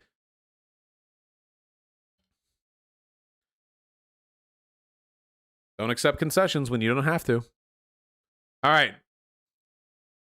I mean, we're here, and I feel very safe being in this room. These are great people. We can't take their dignity away. We have to let them be able to do what they do better than anybody else. So I think we have to look at it that way. We have to be very, very careful. Police are so afraid today that they do something slightly wrong, and their pension's gone, their job's gone. Who knows what happens? No, they're not, dude. Wasn't there just a case where a cop was giving lessons on other cops of how to get away with murder by like planting weapons on the people who die, like how to get away with it, you know? No, the cops are not fear. Okay, wait. First of all, I need to clarify. Cops are afraid because conservatives are giant babies who are perpetually terrified of the consequences of their actions. So they are afraid, but their fear is illegitimate. Cops get away with a lot of shit. Life is ruined. Their wife or their husband will leave. The whole thing, it's a very scary thing to do. And then you look at safety. I mean, you look at that horrible human being that shot these two police, cold blank right next, just a disgusting, and then ran off. You look at that, this is a very tough job, and it's a very unsafe job. It's a very dangerous job. We have to give them back their dignity, and we have to give them back respect. These are great. I can't fathom being asked a question about police reform and saying that the problem with police in America is that they don't have enough dignity. Dude, people will drop to their knees to suck cop cock on the fucking sidewalk, okay? People will do. Police are one of the most over-respected groups of people in this fucking country, okay? Up there with like Elon Musk. People, for the most part, there's always going to be a bad apple in your business, in my business, no matter what. I mean, there's going to be bad apples, so we have to weed out the bad apples. But we have to give the police back that strength that they had a short while ago, and that they have in Republican What strength? What? Cities, frankly. Wait. Oh my God, there are so many things going wrong here. What strength they had just a little while ago? What changes have been made to reduce their ability to enforce the law? Second of all, what do you mean in Republican cities? Are you suggesting that the changes in policing are being adapted to individual police departments? If that's the case, are you really going to try to strong arm more progressive cities into changing their local policing to appeal to a base of people that aren't even in that city? That's rhetorical. I know the answer is yes, because he's already trying to do it. A short while ago, and that they have in Republican cities, frankly, and states. But you take a look. This is a Democrat problem, George. I know you're a Democrat, but this is largely a Democrat problem. If you just take a look at the list, every Democrat city, almost, not all, but a lot of them, certainly every, but not all of them, in the top 25, even if you go to the top 50, almost every city is run by the Democrats. Because cities tend to have large populations of minorities and immigrants who tend to vote Democrat, and it is amongst those demographics that police tend to behave the most egregiously. So yes, problems with the police will tend to happen in Democrat cities.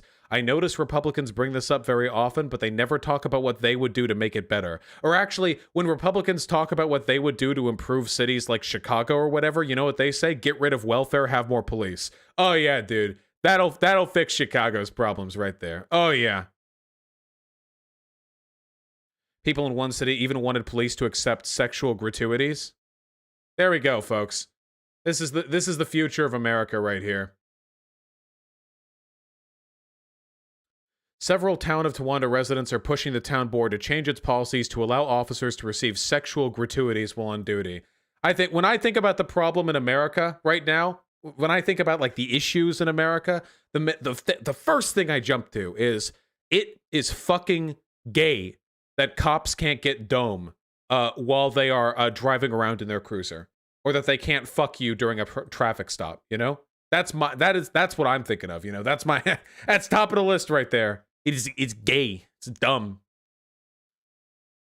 People don't respect our Mr. police, President, and they have to respect You promised 4 years ago at the Republican convention, I'm going to restore law and order. And in I this have, country. except in Democrat-run cities. Look, we have laws. We have to go by the laws. We can't move in the National Guard. I can call insurrection, but there's no reason to ever do that, even in a Portland case. We can't call in the National Guard unless we're requested by a governor. If a governor or a mayor is a Democrat, and they don't, like in Portland, we call them constantly. I just spoke to the governor yesterday because we're giving them relief on the fires. We're giving them an emergency declaration. I said, Governor, let us go in and we'll clean up Portland so fast. In a half an hour, it'll be all right. And she's just torn by it. I don't understand the thinking, but they're torn by it. I have a lot of respect for the governor, frankly. In what happened in Minneapolis was pretty amazing. Unfortunately, this went on for a week or a week and a half before he allowed us to bring in the National Guard. When we brought in the National Guard, everything stopped. The crime was gone, meaning the whole thing. But by that time, a big portion of the city was burned down. We're talking about Minneapolis. What are we a big portion of the city? What the fuck are we talking about? Big portion of the city. I've said this before on Twitter. I really genuinely do think conservatives think that that like Portland is literally on fire. Like Portland is actually on fire. You know? As opposed to like a couple of buildings in a specific group of blocks get burnt, they actually think the whole city is on fire. Oh, by the way, thanks for the link. Yeah, this whole, like, the crime is in Democrat cities thing is provably not the case. Cities tend to have higher rates of crimes because cities are where people are packed into, but most violent states, Alaska, New Mexico, Tennessee, Arkansas, Nevada, Louisiana, Alabama, Missouri, South Carolina, Arizona. Are those all Republican? Every one of them? I think, yeah, New Mexico and Nevada, I think. The Democrat. Well, Nevada sometimes, yeah, Nevada's purple, swings a little. Say there's a pretty hard red tendency here. New Mexico is blue, though. Yeah. Credit where credit's due. Generally speaking. Yeah, because Republican policies are dog shit, and Republican governors run their states into the fucking ground over and over and over again. But you know, just a reminder. In Seattle, we let them know we're coming in. They took over a big chunk of the city. 20% of the city. We said, we're coming in. As soon as we said that, the police department went in, and these other people were exhausted. But had we not said we're going in, we were ready to go in. We were going in the following morning. Wherever you have... I can't. We're done. Goodbye. I can't. I can't. 20%. What? Okay. Just let me off this train. Next one comes from Flor Crusetta. She's from Harrisburg, Pennsylvania. She has not voted before because she just became a citizen. Oh, nice. Very good. Thank you so much. Hi, Mr. President, Mr. George. Hi, everyone. My name is Flor Crusetta.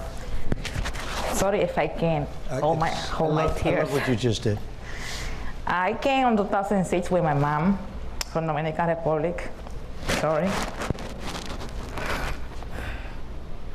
What's gonna happen? Oh no, is this gonna be like, thank you so much, Sir President Trump? Thank you so much, God Emperor Trump, for everything you did to personally allow me to become a citizen of this great country?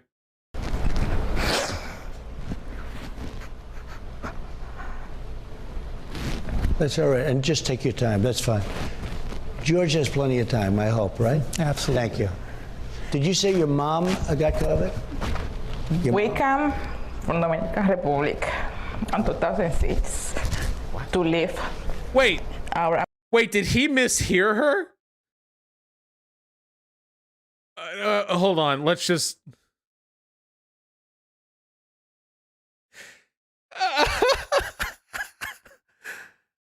American dream. But she forgot how to take care of herself. And she died last month. Sorry. Terrible, and that's okay. It's okay. She have breast cancer, but it made metastasis on her brain, bone, and lungs. And she passed on the 19th. One of her biggest dreams was to become a citizen to vote, and she did. She did 10 days before she died, and I did it too. She pushed me so hard to do it, and I did it this past 28. I'm here because of her.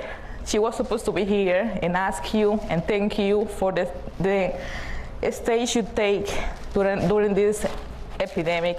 You made people closer. We lost our job, but we learned how to love our family. So I'm saying that from her. Very nice. Her question for you was, because she wrote this question, what would you do for our immigration system? What would you change to make more people like me and like her to become citizens and vote? So we are doing something with immigration that I think is going to be very strong, because we want people to come into our country, people like you and like your mother. And that just shows how vicious the COVID is, especially when you have another problem. You have a heart problem or another type of a problem. And it's a very sad story. But we want people to come into our country. We want them to come in, a lot of people, but we want them to come in through a legal system, through a system that they love our country, they work to come into our country, a merit system. And we're working on something very hard right now. He's not going to answer. In a very short time, we're going to be announcing it. What? And I think it's going to have quite an impact. I think it's going to be something that actually will be popular for all. I mean, as far as your situation with your mother, that is just devastating, because I can imagine how you feel. And sounds like a great woman. And I'll tell you, I'm pretty good with people. She gave us a great daughter, a great child. What she's done with you, the way you are, the love that you have for your mother, I can see that. It's hard. This is so difficult to watch.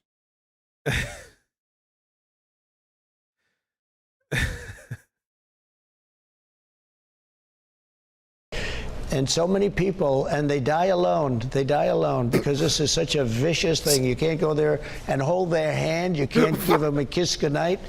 It's a terrible, terrible thing.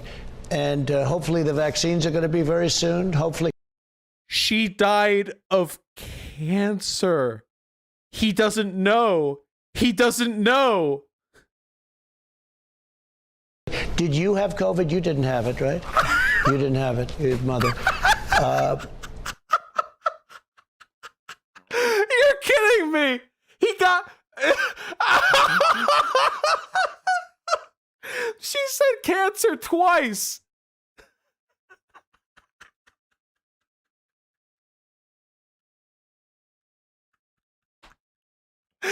I can't believe this fucking guy is the president. Holy shit. Wait, the description says COVID-19. Wait, what? Wait, am I getting fucking double reverse boomerang memed on? The description of the YouTube video attributes her mother's death to COVID-19. She said cancer. She said breast cancer. Yeah, she said cancer. What is happening? What? Is anyone commenting on this?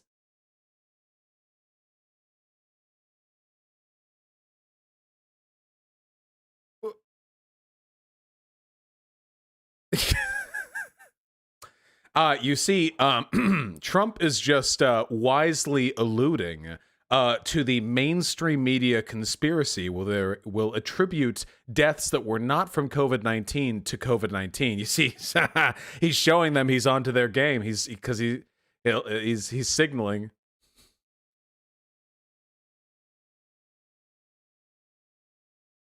We'll have it taken care of. It's going to get taken care of. The vaccines are going to make a big difference. What has made a big difference is remdesivir.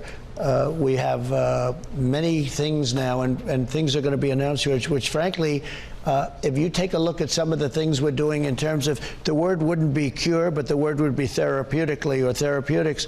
We have some incredible things happening, which is so important.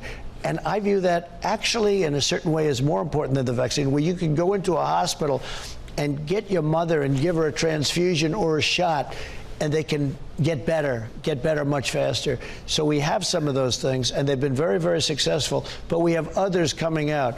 And in order to get them, we had to get the FDA to approve this product, these, very sophisticated medicines, and I guess you could call them a medicine, but we had to get them approved very quickly, and they did it. Dr. Hahn, the head of the FDA, Alex Azar, they've really done a fantastic job. I believe, George, that none of this would have happened in another administration. And I think you know that. The FDA is approving things at a level that they've never done, and at speed with which they've never acted before. Hi, everyone. I can't believe George didn't call that out. Did he also not hear her?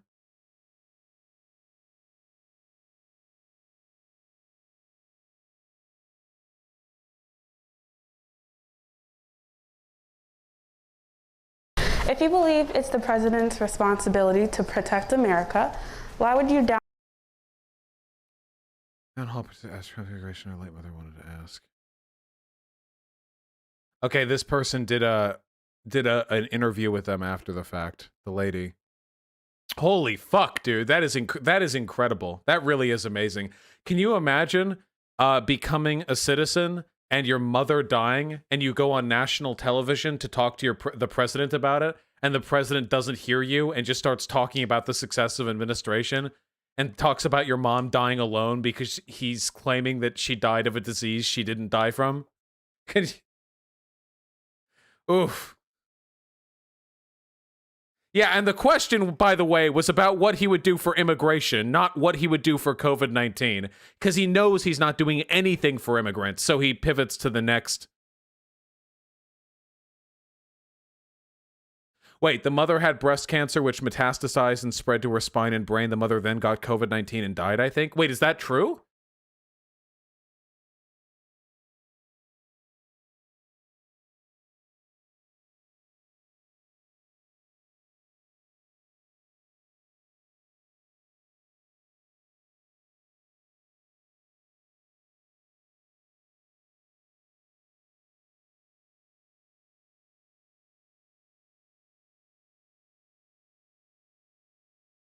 Read the article. The lady said she died of cancer metastasizing. Yeah, that's what I heard as well.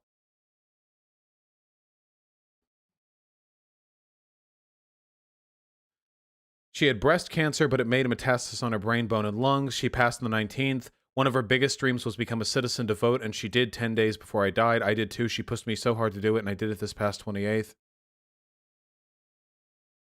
I'm here because of her, Crusetta said. She was supposed to be here and ask you to thank you for this, if they should take during this pandemic. You made people feel closer. We lost our jobs, but we learned how to love our family, so I'm saying that from her. Yeah, I don't think she mentioned... Yeah, I don't think she... Yeah, I think she said the 19th, and he heard COVID-19. I don't think she... Yeah, I don't think she brought up COVID at all, apart from acknowledging the pandemic and how it drives people apart. Yeah, no, I don't think she had COVID. I think she died of cancer. She passed on the 19th, and Trump's fucking lizard brain took that and ran with it. Yeah. Holy shit, dude.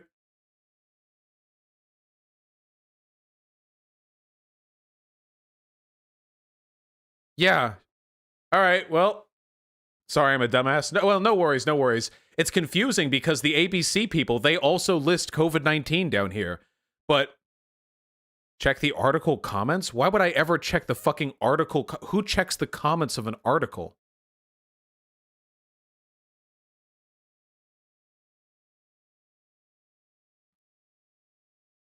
Yeah, there we go.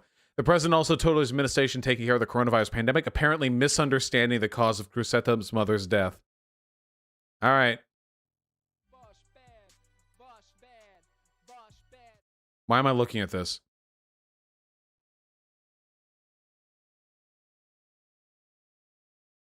Why? I don't care. We're almost there, folks. Time for one final question. It comes from Ashley West of Bethel Park, Pennsylvania. Hi, Mr. Trump. Hi, Ashley. Sorry. My question is, what has been the most difficult part of your presidency, and what have you learned from it?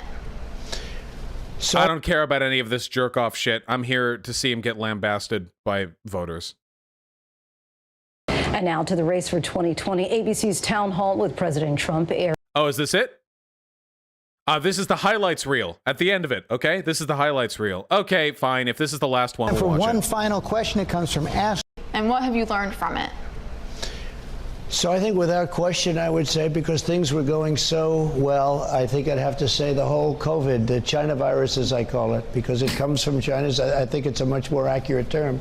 It's been very difficult. It's been so sad. As an example, talking to you about your mother, it's just such a sad situation. Yeah, we're getting there. We will get there. He did it again. He did it again. Yeah, COVID-19 is very sad. Like how your fucking mom died! Yeah, it was very sad. There, we're going to, it's going to happen.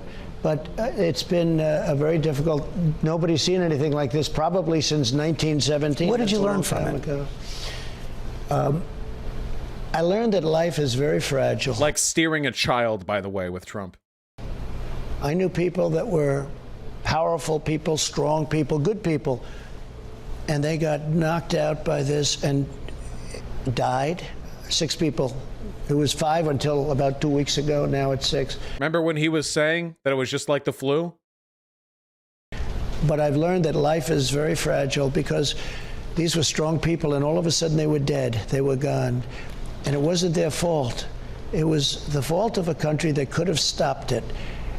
And I made a great trade deal with China. Anybody was your fault. I feel so differently about that deal now. It's a great deal. It was good for the farmers, good for the manufacturers. Party of personal responsibility. By the way, what exactly could China have done? Like, when the outbreak started in China, it's not like they had any idea what it was to begin with. They were operating as much in the dark as the rest of the world was. Like, China pretty immediately locked itself down. Like, I'm not saying they were perfect, but China did a significantly better job than we did, locking down. But I don't view it the same way. It was good for us, but I don't view it the same way because of the horror of this disease that really could have been stopped at the border. They could have destroyed Wuhan with a nuke. Ah, that's true. That's true. They could They could have nuked the city. Could you have done more to stop it? I don't think so. I think what I did by closing up the country, I think I saved 2, maybe 2.5, maybe more than that lives. I really don't think so. Two and a half lives. He's melting. Did a very good job. I don't know if that's been recognized. We've made a lot of governors feel good. We've made some reputationally, we've enhanced their reputation. They didn't have anything. We got them the supplies, we got them the ventilators. We've made a lot of people look good that shouldn't look good, to be honest with you. We're out of time, Mr. President. Thank you for your time. So that's what he learned from his presidency, that he did the best job possible, and that frankly, he did so good of a job that he made other people look good when they didn't deserve it. That's what he's taken from his presidency. Yeah, 2.5 lives, yeah. I have a migraine.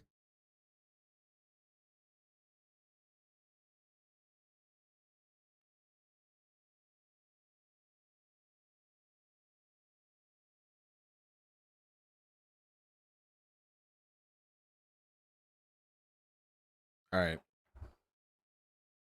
Here's my ibuprofen. Hold on. Where's my light dimmer switch? All right, there we go. That's what I like to see. Nothing. I like to see nothing.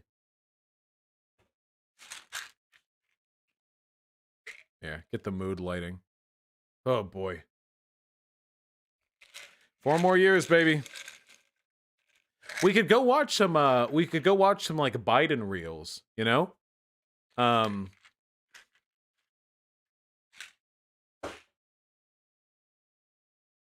The fact that lefties got away with painting Biden as this uniquely mentally challenged person, or like cognitively declined person, was very irresponsible of us.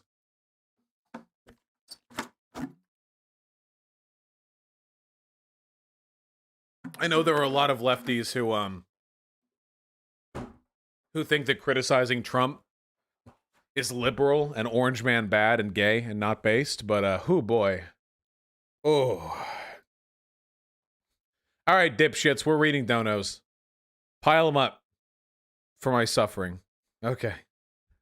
Oh boy. Vitiate with the incredibly kind $20. Thank you very, very much. Yes, I agree. That was indeed some sublime cringe, the cancel con. But not as bad as what the later half of the stream held in store for us, huh? Thank you, comrade. I really appreciate it. And Sake Tanuki with a very kind $10. I did a terrible thing yesterday. I checked my Facebook feed. The sheer number of people I saw on my feed claiming Biden was the second coming of Obama. Oh, God, I wish. I feel like Biden's presidency is going to be comparatively a lot more austere, but we'll see. Can you go over Biden's town hall? Biden's town hall was... I looked at some of Biden's town hall. It was honestly competent and fine. It just looked like a fine presidential candidate, certainly in comparison. Justin Daisy with the $5. Vosh, it's Suicide Awareness Month. Let's take a moment and let everyone know it's okay to reach out for help if they need it. Thanks. Yes, to all of the people, who want to kill themselves after watching that, please know that Trump has at most probably 5 to 10 more years after he suspends democracy, because he's still quite old and he will die eventually of old age. Billy Drillkill with the incredibly kind $5. That feel when TERFs say the same shit as Dennis Prager, only radical feminists parrot conservative talking points. Well, TERFs have always aligned with the right, yeah. Sake with a very kind $10. What the fuck is Young America's Foundation? Shouldn't it be Young America Foundation? Why is America possessive? That's inferred from it being America. Well, the implication is that conservatives control America and that their control over it leads to them possessing the foundation, right? Jackie the Trans DM with a very kind $10. Hey, boss, first of all, check out my new profile pic I DM'd you. Also, can we slow down the superior chat? It's a lot crowded in here. Sorry, Jackie. That would involve me doing anything other than reading donos right now, but maybe sometime in the future, okay? Awesome Gaming and Reaction with the incredibly kind $50 donation. Holy shit. I really appreciate that, comrade. My God. Can you say hi to the human agenda? Sure, I have a human agenda. That's my main agenda, maybe even.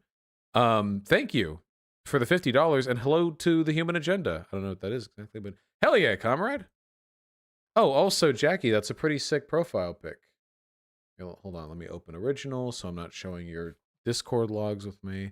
That's actually super cute. Look. Befitting a mod. It's actually really, really cute. Like, actually so much cuter than I expected it to be. Beer Bash Johnson with the $5. Thank you very much for the kind words, comrade. Just trying to provide to others what others have provided to me.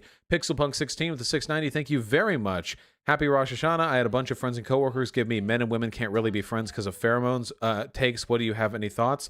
Listen, here's my hot take, okay? Any man who can't be friends with a woman or woman who can't be friends with a man because of a biological imperative is a fucking chimpanzee and should be kept in a cage, okay? We are civilized human beings. Holy fuck. I can't believe I have to defend this principally, okay? Listen, so there are thresholds here of legitimacy, okay? If you're like a guy and you have female friends and you kind of want to fuck your female friends, I don't think there's anything wrong with that. There are probably women who are in the same position reciprocally. And I know for a fact that the gays are always wanting to fuck each other, you know? If you have like a guy friend who's gay, they might be into you. Whatever. It's okay to be into people. But that doesn't prevent you from being friends with them. That doesn't prevent the friendship. Like, doesn't stop it. I had friends all throughout middle and high school who I wanted to fuck, who I never fucked. And that's fine. There are lots of people I want to fuck. But I still wanted to be friends with them. It didn't keep me from being friends with them. Some of my longest running friends are women. Even women who I knew back when I was a fucking 14-year-old boy. And therefore infinitely more susceptible to my hormones than I am now. You can be horny, but you can still be friendly, okay? Yeah, it's just like anyone's like, dude, I am biologically incapable of being friends with a female because the pheromones emanating from their moist pussy will incline me to fuck, and I can't not fuck. I have to fuck when the pheromones reach my hippocampus. Like, okay, dude. Go live in the fucking woods. Rabblecat with $5. I got blocked by Peter Coffin on Twitter because I said Nazbols exist, Lamau. Ah, well, there you go, I guess. Bubs the $5. Thank you very, very much, comrade. True, yeah, no emote discipline. And Zero Divisor with the $5. If you care about freedom of journalists to publish government crimes and speak truth to power, you should probably care about the Assange extradition case. I do, yeah. Assange should not be extradited for whistleblowing. Even though I think Assange is a piece of shit, and I think that his influence has largely made America worse, I do not think that that he should be extradited to the U.S. for whistleblowing. TikTok is officially getting banned on Sunday. Yeah, I'm wondering about that. Is TikTok getting like deleted from our phones, or will we not be able to log in, or like is it just being taken off the App Store?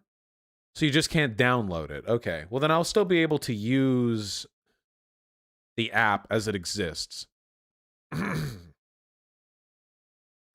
No, not the Chinese spying. No. Hey, listen, I get fucking analytics on there. I have 150,000 followers on TikTok with fairly minimal investment as well, which is pretty awesome.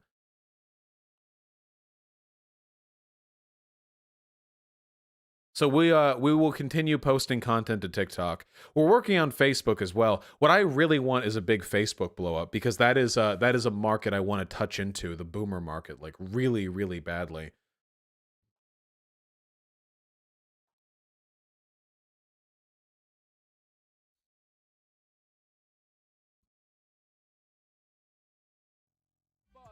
Yeah, the boomer market, guys. What am I at? I'm only at 2,500 followers on Facebook. Yeah, that's not enough. We got to get more. We got to up that shit. I also have to get the unique ID. Do we have a Facebook link? Hold on. Add.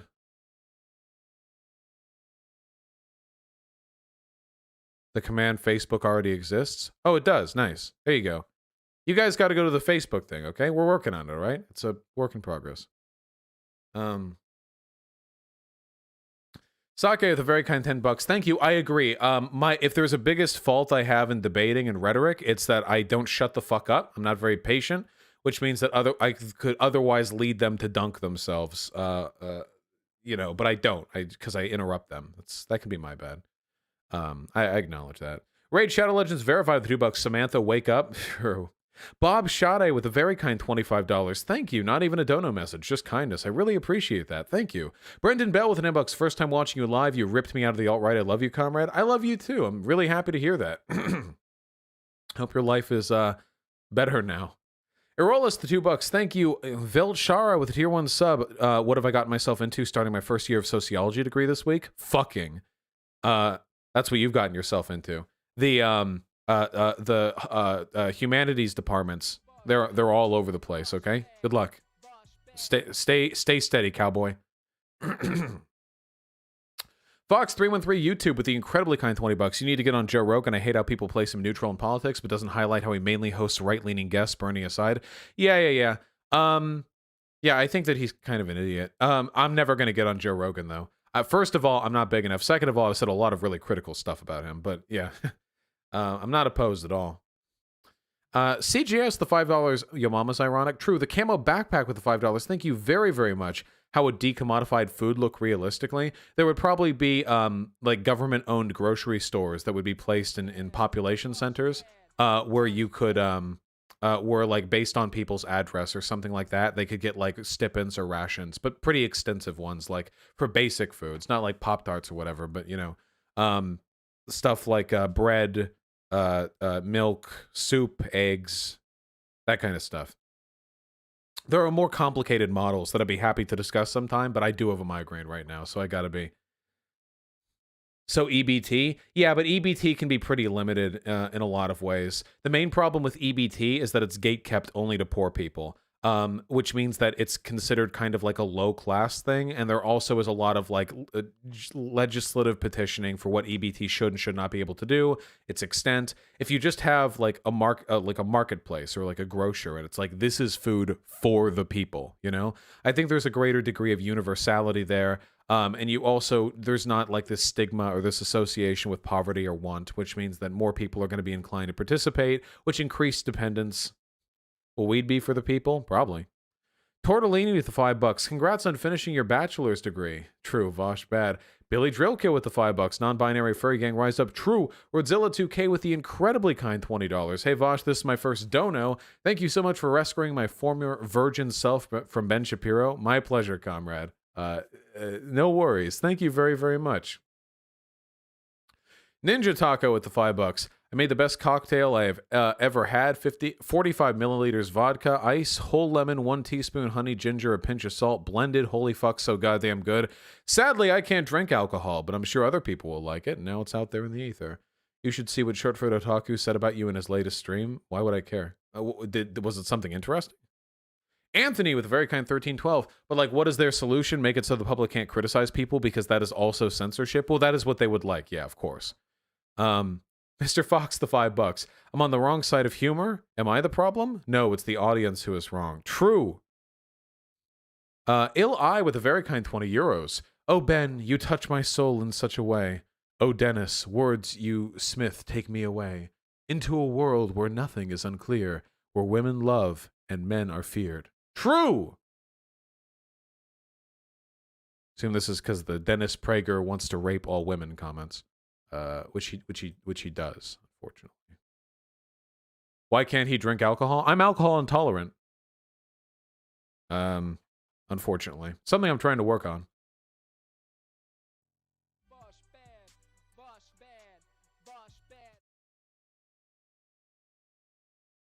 Even trans women? What about trans women? What is that in reference to? L7 Lefty with the $5. How long is cum pledge? It should be kept up till the election. Reagan with the $2. I want to join the cause YouTube or Twitch first. That's up to you, man. Whatever medium you're most interested in. I can't tell you that. Merrick from America, hello to you too. Manatee with the tier 1 sub, thank you very much. Anthony with a very kind tier 3 sub. I have left the white name proletariat and have joined the piss yellow name bourgeoisie. Enjoy it, comrade. Enjoy it. Thank you very, very much. I really do appreciate it. Aren't you not supposed to drink with lithium anyways? I don't know. I haven't drank in so long. I haven't really checked any of the stuff. How the fuck do you work on alcohol intolerance? Get really high and then try to drink? I don't know. Paul Letty with the $5. Thoughts on communes? I mean, cool. Yeah, fucking go for it. Yeah. Probably wouldn't be my sort of thing, but yeah, go for it. Lord Toolshed, yeah, I'm familiar with both Antifa, Stone Toss, and Toilet Paper USA. They are both funny, funny subs. Shiga Wire with the incredibly kind tier 4 sub. Thank you. Howdy. Well, howdy to you too. Howdy, howdy. Howdy, howdy, howdy. Howdy. Howdy. Thank you. Guys, we can't make the Samantha joke anymore. There are people in chat named Samantha, and not all of them, maybe some of them are already teetering on the brink, okay? We have to be considerate, okay? I will no longer be entertaining any more Samantha discourse, okay? Thank you for the tier 4 sub. Gravis Anime with a very kind $10. I wore a Nobody Knows I'm Trans shirt to work and nobody got it. Help, I can only express myself through t-shirts. That might be a communicative fault on your part that I'm not capable of assisting you with, my friend. I'm terribly sorry. Excuse me. My eyeballs hurt. I took pain meds, right?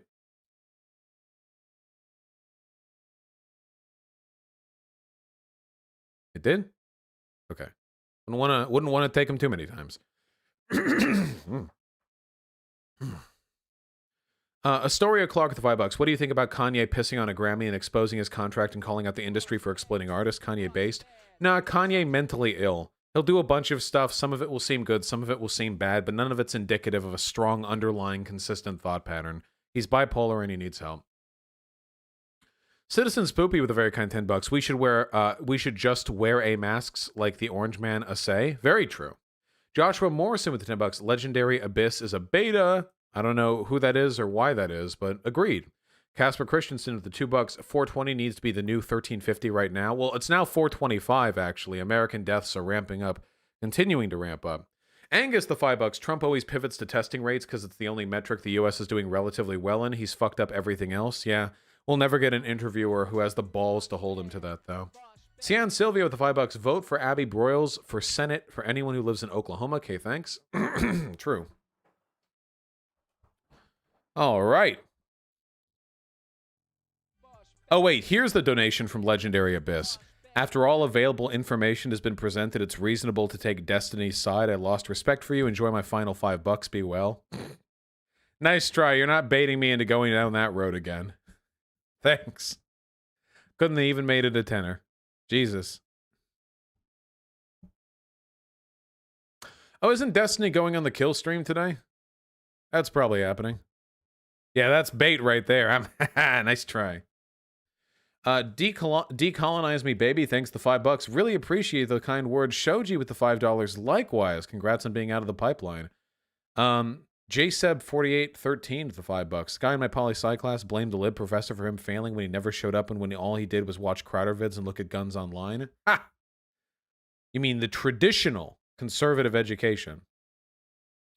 Gosh, he isn't? Wait, he's not going on the kill stream? No, I'm pretty sure he is. The Bikester, thanks to the $5. You don't like Dark Souls 2? You should watch an H-Bomber Guy video I'm familiar with. PP Lover with the tier 1 sub. Thank you very much. It's true. Trump is pretty fucking dumb. Tother with the $5. Excess deaths means deaths beyond estimates. He's bragging about the estimates becoming accurate. Oh, okay. I don't know how much of a selling point that is. Panic States, the tier 1 sub. I like shouting as well, though my throat does kind of hurt now.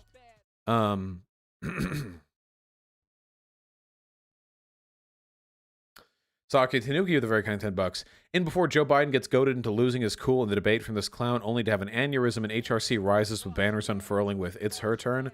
I mean, I'll still take it at this point, but I'll take Kamala Harris over Hillary Clinton anyway. Kamala Harris is relatively quite progressive, though people don't tend to know that. Hold on, let's go through a link round. Hold it quick.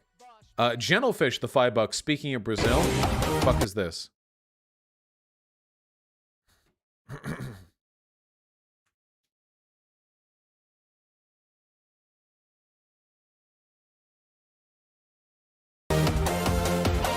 Cool copyright, bro. Está sendo enfrentado por nós e brevemente passará.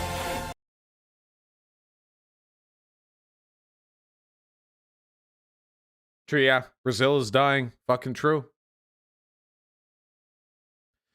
Resigning Zeus, the very kind tier 2 sub. Here are my babies.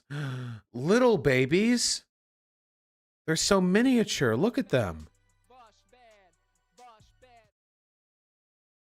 Moonsetter with a very kind $10. When Daddy Vosh says 1350 me Trump and gets growly. Yeah, I know. That's a real set off for some people. Parker Wallace, feel free to. Mecha Kingzilla with the $2. Only with Trump we supposed to know what he means. Yeah, nobody ever fucking knows. Newberific with the $5. When are you going to cover the Xander Hall v Destiny debate where Destiny shows you your GF and your mod lies? Now don't bait it out like Trump and ABC. Is this going to be like a thing? You're not baiting me. The whole, there's no point in engaging with the Destiny drama because his community and him are irrevocably permanently set on the idea that because they were able to find 2 or 3 screenshots of people in my community saying that Destiny was violating TOS, that I am singly responsible for like the 500,000 viewed clip that ended up getting him departnered by Twitch Legal. Like, it's actually insane watching a community that I respected for being generally reasonable turn into this conspiracy mongering hive mind. Or even the slightest slivers of evidence are extrapolated into these broader narratives that are then interpreted in the worst possible way. It's very, very strange. But there's legitimately no point in arguing against it. I've already laid everything out. The Destiny debate with Zan didn't actually reveal any new information that wasn't already addressed in my video. So it's just people choose which narratives they like.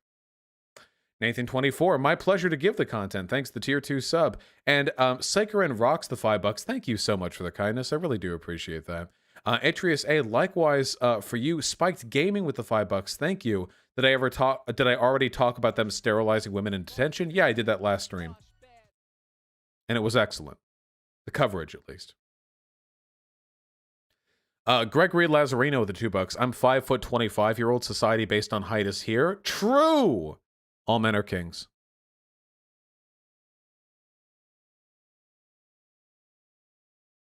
Destiny said you should have been more proactive. Yeah, but that's an insane call. Destiny was saying I should break up with my girlfriend because during a live stream, my girlfriend typed in chat that this was TOS, and it was on screen for like 2.5 seconds.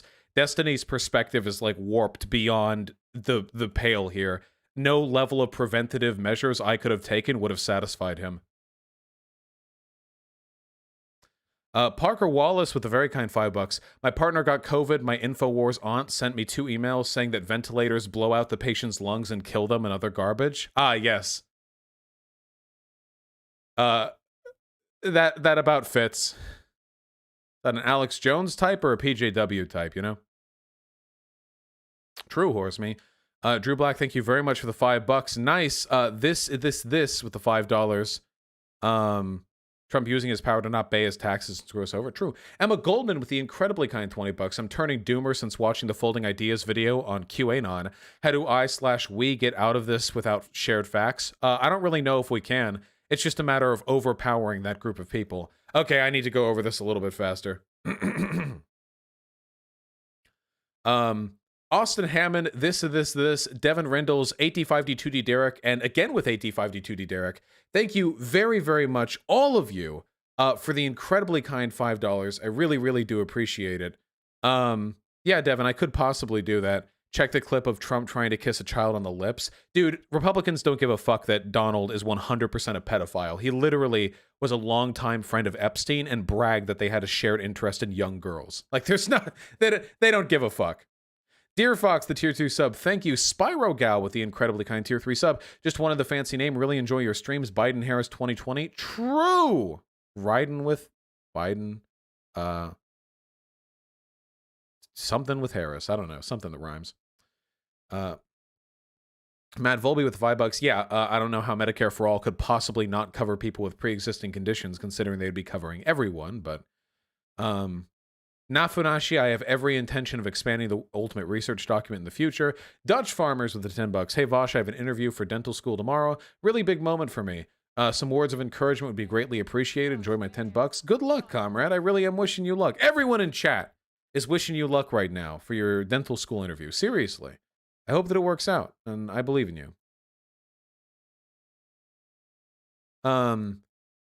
Tattoo Jew Boy, the very kind $10. I disagree with your suckers' take on vets. Many joined for economic reasons, education and healthcare, myself included. Yeah, I recognize that, but let's be fair. There are a lot of veterans who did join for the serving America thing. A lot of veterans aren't actually super poor people. They're actually middle-class people who are doing the military thing as a kind of rite of passage. I was really surprised to learn that. A lot of them, I thought like the military was like 80% super fucking poor people. But it turns out a huge number of the people there are actually like spoon in your mouth, upper middle class suburban white boys, who are just looking to prove themselves to their like majority vet family. In which case they're absolutely suckers. But yeah, there are people who end up in the military for, you know, for reasons which can be justified. Tamerlane with a very kind tier 2 sub. Thank you. Senior Francisco with a very kind $10. I love your channel. Can I shout out my friend Lulu? We both watch you all the time. Fuck yeah. Absolutely. Lulu is pog as shit. That's what I love to see. I'm sure they're cool. John Hammond of the $5. Vosh, I may be paranoid, but conspiracy to commit a hate crime sounds like a sneaky way of charging anti-cop protesters because they posted ACAB stuff. Well, that would be struck down by the Supreme Court. But if that is an attempt to do that, that is a pretty sneaky attempt. Jake Steinley with the $10. Hey, Vosh, I work as an RN in Minneapolis. Wanted to know your thoughts on lockdowns and how they interact with the downward trend of COVID-19. Thanks for your streams and videos. I mean, the lockdowns do seem to decrease the prominence of COVID-19. The main issue is that we never had a national mandate. If you have lockdowns in one state, but you have other states that don't have a lockdown and people can travel between those states, or interstate commerce leads to people traveling across, you know, just of their own volition, then we're not really addressing the issue. It'd be like if we hadn't closed our national borders and we had a national lockdown. It doesn't really fix the problem. So it's really a matter of national unity here. And we just haven't really been addressing it that well in that respect. Additionally, one of the main issues with lockdown is that the threat of a perpetual lockdown has been hung over our heads with the whole like, oh, well, don't you want the economy to get back on track? We're the wealthiest country in the history of the planet. We are very, very capable of sustaining this country through several months of lockdown if we really fucking wanted to. Just rack up the national debt, put it on the government's bill, nationalize use emergency powers to temporarily nationalize certain faculties to make sure that food is getting out to people and necessities are going out to people as they need them. There are basic steps that can be taken to do this. And other countries did these or variants of these, and we didn't, and we're suffering for it. Erica, thank you very much for the tier 1 sub and for following me on Facebook. That's the spirit. Stinch Mnachin with $5. Why do you think Assange's influence was negative? I always thought WikiLeaks was a positive force for transparency. Assange admitted that he literally only leaked stuff on the DNC because he hated Hillary Clinton. And you're not a positive force for transparency if you're only enforcing selective transparency. Like, let me give you an example. Let's say, for example, that the presidential race is between Bernie and Trump, okay? And a truth-telling transparency agency comes in and they release everything bad that has ever been done within the purview of Bernie Sanders' campaign administration. Like, everything. And then he didn't, so like nothing? No. Everything, everybody is dirt. Everybody has dirt.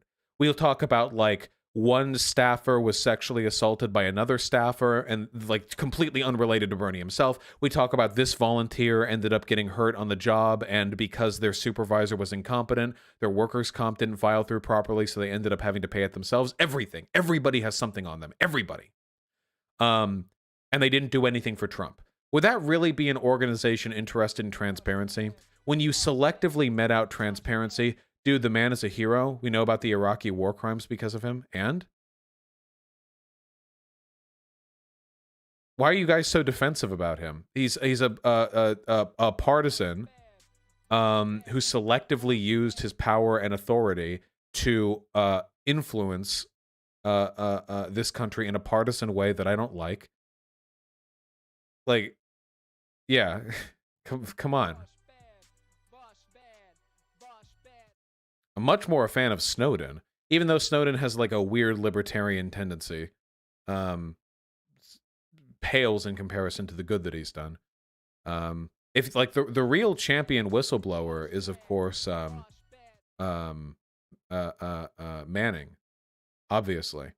There is plenty of defense you can play for whistleblowers without pretending that Assange isn't a partisan hack. Anyway, Tarot with $10. Is it okay to be bourgeoisie if we are a class traitor? Don't ever feel ashamed or embarrassed of your station in life as long as you're doing the best you can to help the people around you. Aurora, we're not getting Feel Strongman today. Nice fucking try, comrade. Trav Rad with the $2. Thank you. Happy to hear you enjoy the content. Fister my sister with the $5. Bosch pulled me out of the outright in the last few weeks. The Politics 101 video did it for me. The two choices, egalitarian or non-egalitarian point, hit hard. I'm really happy to hear that, comrade. I never thought of that video as like a gut-busting, de-radicalization tool, but if it works, it works. Thank you. I really appreciate that. Happy to hear you're with us now. Moonsetter with the $10. Sorry I called you daddy. I forgot you hate that. It is okay, comrade. I have grown increasingly accustomed to it. Jiwong, yeah, we did not get delisted this entire stream.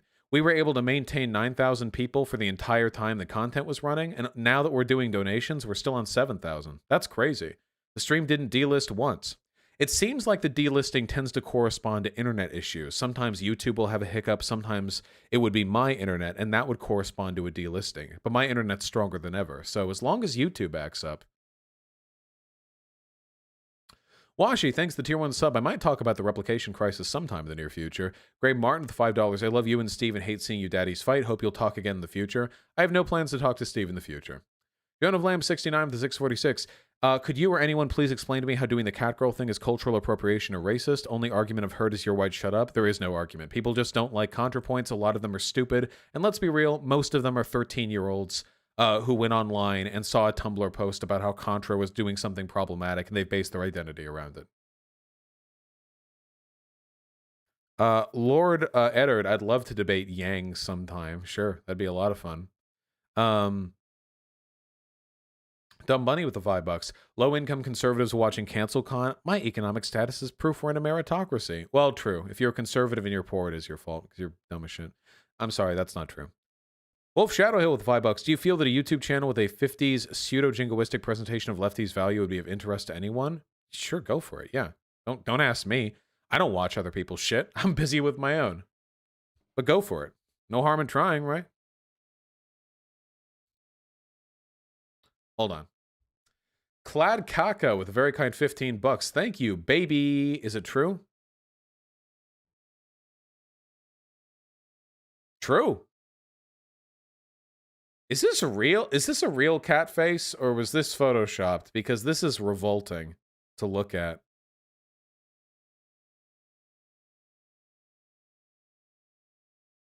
It's photoshopped? Yeah, okay, I thought so. It looks like a monkey. Yeah, I think this is a monkey's face.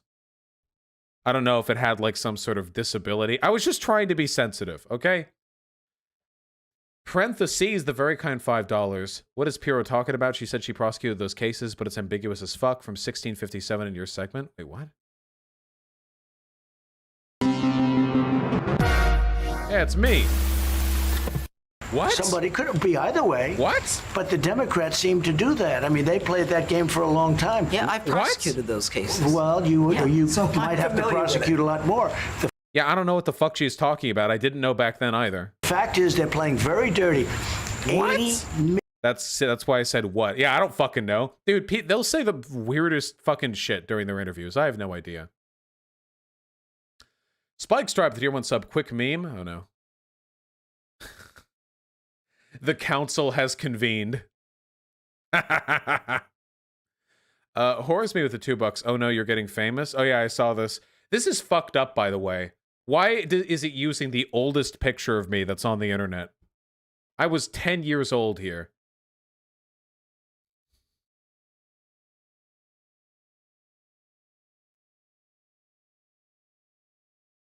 All right. Oh, they did a redesign. Okay. All right, hold on.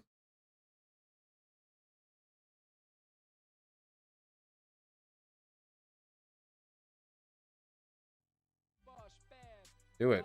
Play. Select the game thematic. Why is it lag? What the fuck is this lag? Holy shit, do you guys see this lag? Look at this. What the fuck? What is going on? Is there like a... What is this? Is there like an... How much RAM is this generating? How many... Oh god, the ad counter up here. It's like blocking more ads every second. Oh god. Is there like a non-horrible...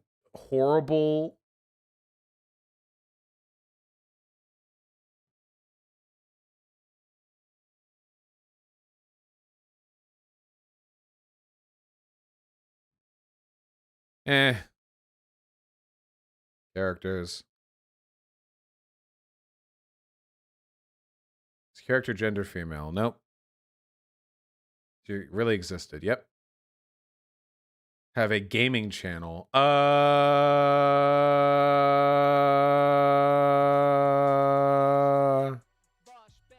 Why is it saying correct? Why is it pointing to one of these? Why is it saying this one's correct?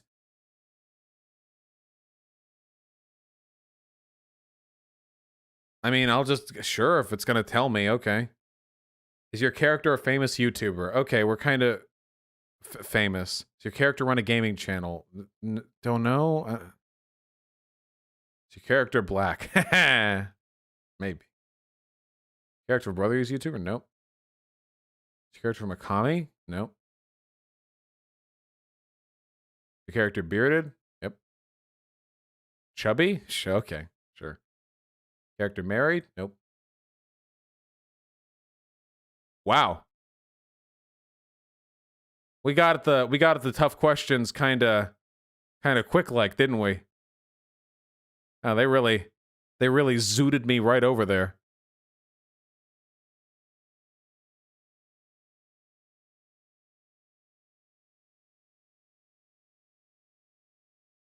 This website sucks.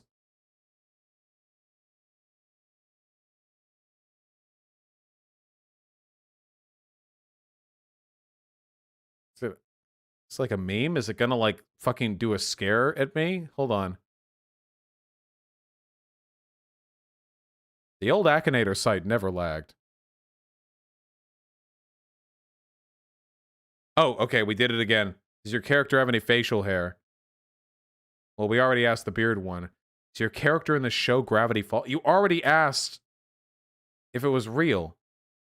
Does your character read the Quibbler? Wait, what? Is your character Romanian? Oh, wait, wait, we're getting pulled. Oh. Wait, that was the question? Whether I was Romanian and whether I was in the show Gravity Falls? That was like the key distinction right there. The critical difference that separated me from the chaff. Is that it? If I had answered yes to Romanian, would they have been like, oh, is Vaush Romanian?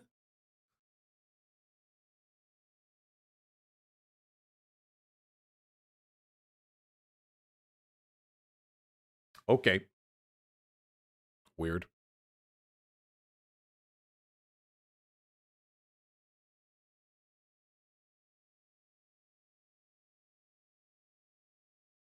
Anyway, Stellar Win with the $5. Hey, Vosh, first time donating. Thanks for pulling me out of the black hole of burning your bust. Have a nice Dark Souls meme as repayment. Ah, Stellar Wind, I love you, but that link doesn't show up on my on my donation thingamajig. The short link? Here, wait, hold on. I'll check. Just for you, I'll check. There we go. Nope. It just links me to URL shortener. Sorry, comrade, I love you. I'm sure it was a good meme. I love you, comrade. Okay? SK Turf with a very kind $5. You ever notice whenever politicians say edgy thing, they do some sort of sign language, like a finger rub in the face? No, I am not familiar with what you're referring to. Mystery with the $5. What is this? QAnon rap? Domestic terrorist rap. Gotcha, Parker. Lib from GA, thank you very much for the $3, comrade. Gotcha. Nicely done, convincing her to vote Biden. Sake Tanuki with a very kind $10. Part of me shifted from BOB just because it would validate my not voting for HRC in 2016 because fuck HRC. You'll take the Hillary pill one of these days. Jinthony with the 666. Here's some baby as a cleanse after whatever the fuck that interview was. Blip, blip, blip, blip, blip. Little toy baby, because they look like a little stuffed animal. Beautiful. Blame it on the bubble. Now this guy believes in Q. Let's see. Hey, liberals, human trafficking is a $150 billion industry. Your attempts to downplay sex trafficking to own Tulsi and push back against QAnon is beyond disturbing. Not surprising coming from a party that has notorious pedo and rapist Bill Clinton speak at the DNC.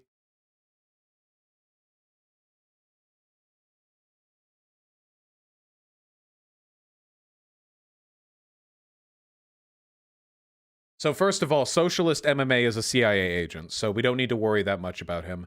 As long as we ignore him and don't give him much attention. Dude, QAnon isn't about human sex trafficking, though. If they were, they would care more about obvious, on-the-ground stuff we can do. QAnoners don't talk about human sex trafficking. They talk about the Democrats orchestrating a satanic, pedophile blood rituals to maintain their Illuminati control over the government. You can care about human trafficking without caring about QAnon. You can delegitimize QAnon.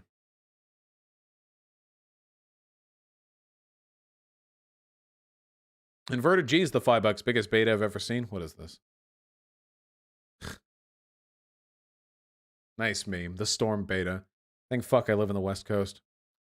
Act like you don't with a very kind $10. Hey Vosh, I made a magazine collage for you. The fuck is this? Oh, this is gorgeous. Look. It's Comrade Pigeon.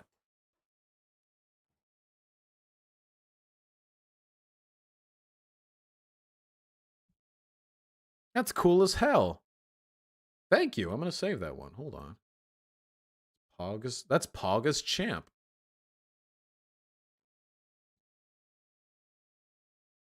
Mr. Kolb with the incredibly kind $10. What in the fascism? Yeah, we got to talk about this. I meant to talk about it today, but we ended up getting distracted by a 2-hour-long Trump fucking bonanza. We got to talk about the patriotic education thing. The literal just like political brainwashing. Yeah. Just cover it now. No, I have a migraine. Got to save it for the high energy. Lil Nidus, the very kind $10. H-Bomber's threat on cop dogs. Will you ever cover pets killed by cops? My boyo. Boyo. Boing. Ooh. I noticed that your dog's neck is being protected by a thin blue line. Interesting.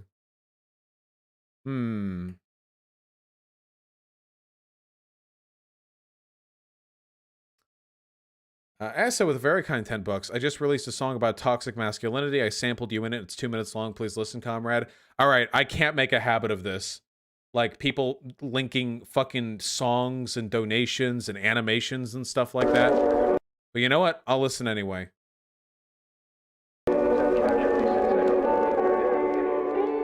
expect men to be really stoic and hardy and strong. So when they aren't, when they cry, we shame them for it. This can cause a lot of dudes to have a really fucking warped, pent-up emotional state. Really fucking damaging. It's destructive. It causes mental illness. It makes them hate themselves. Men commit suicide at way fucking higher rates.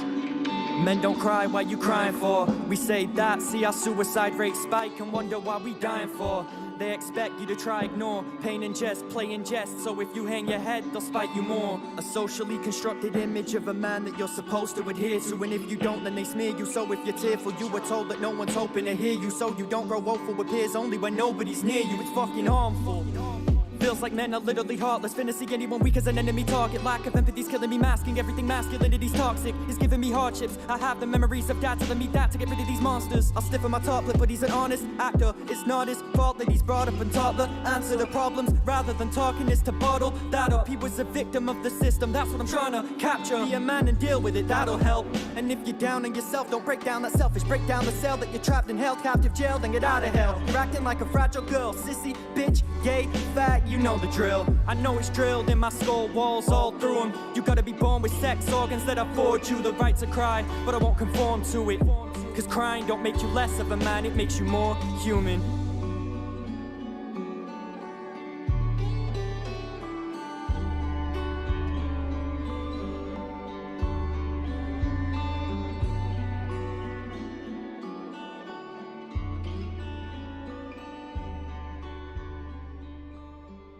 It actually kind of slapped. Wasn't expecting to, but it did. Link this. Okay, I'll link this. That's the link for that. And here's the link for pitching. There you go. Yes, as you can see, the last 3 letters in the URL are POG. There you go, guys. It was known. Django Geek, no, I have not. And JT Flint, thank you so much for the incredibly kind $50 donation. I really appreciate that, comrade. Not even a donor message, just some cute little sparkles. Thank you so much. I really, really appreciate the kindness. And that kindness is what we're going to be ending on for the stream. Thank you so much for tuning in. Sorry we had to do the fucking Trump CancelCon shit. We didn't have to. That's what I chose to do. No one was forcing me to, but I did it. And I stand by it. All right. Have a good one. And, oh, I never said whether I'd cover cop violence versus pets. Maybe. I care more about cop violence versus people, but they do kill an awful lot of dogs, so. Oh, and Jotnikar. Yeah, I could 100% get Chomsky on. I'll see about it. Thank you, comrades. All right, have a good one.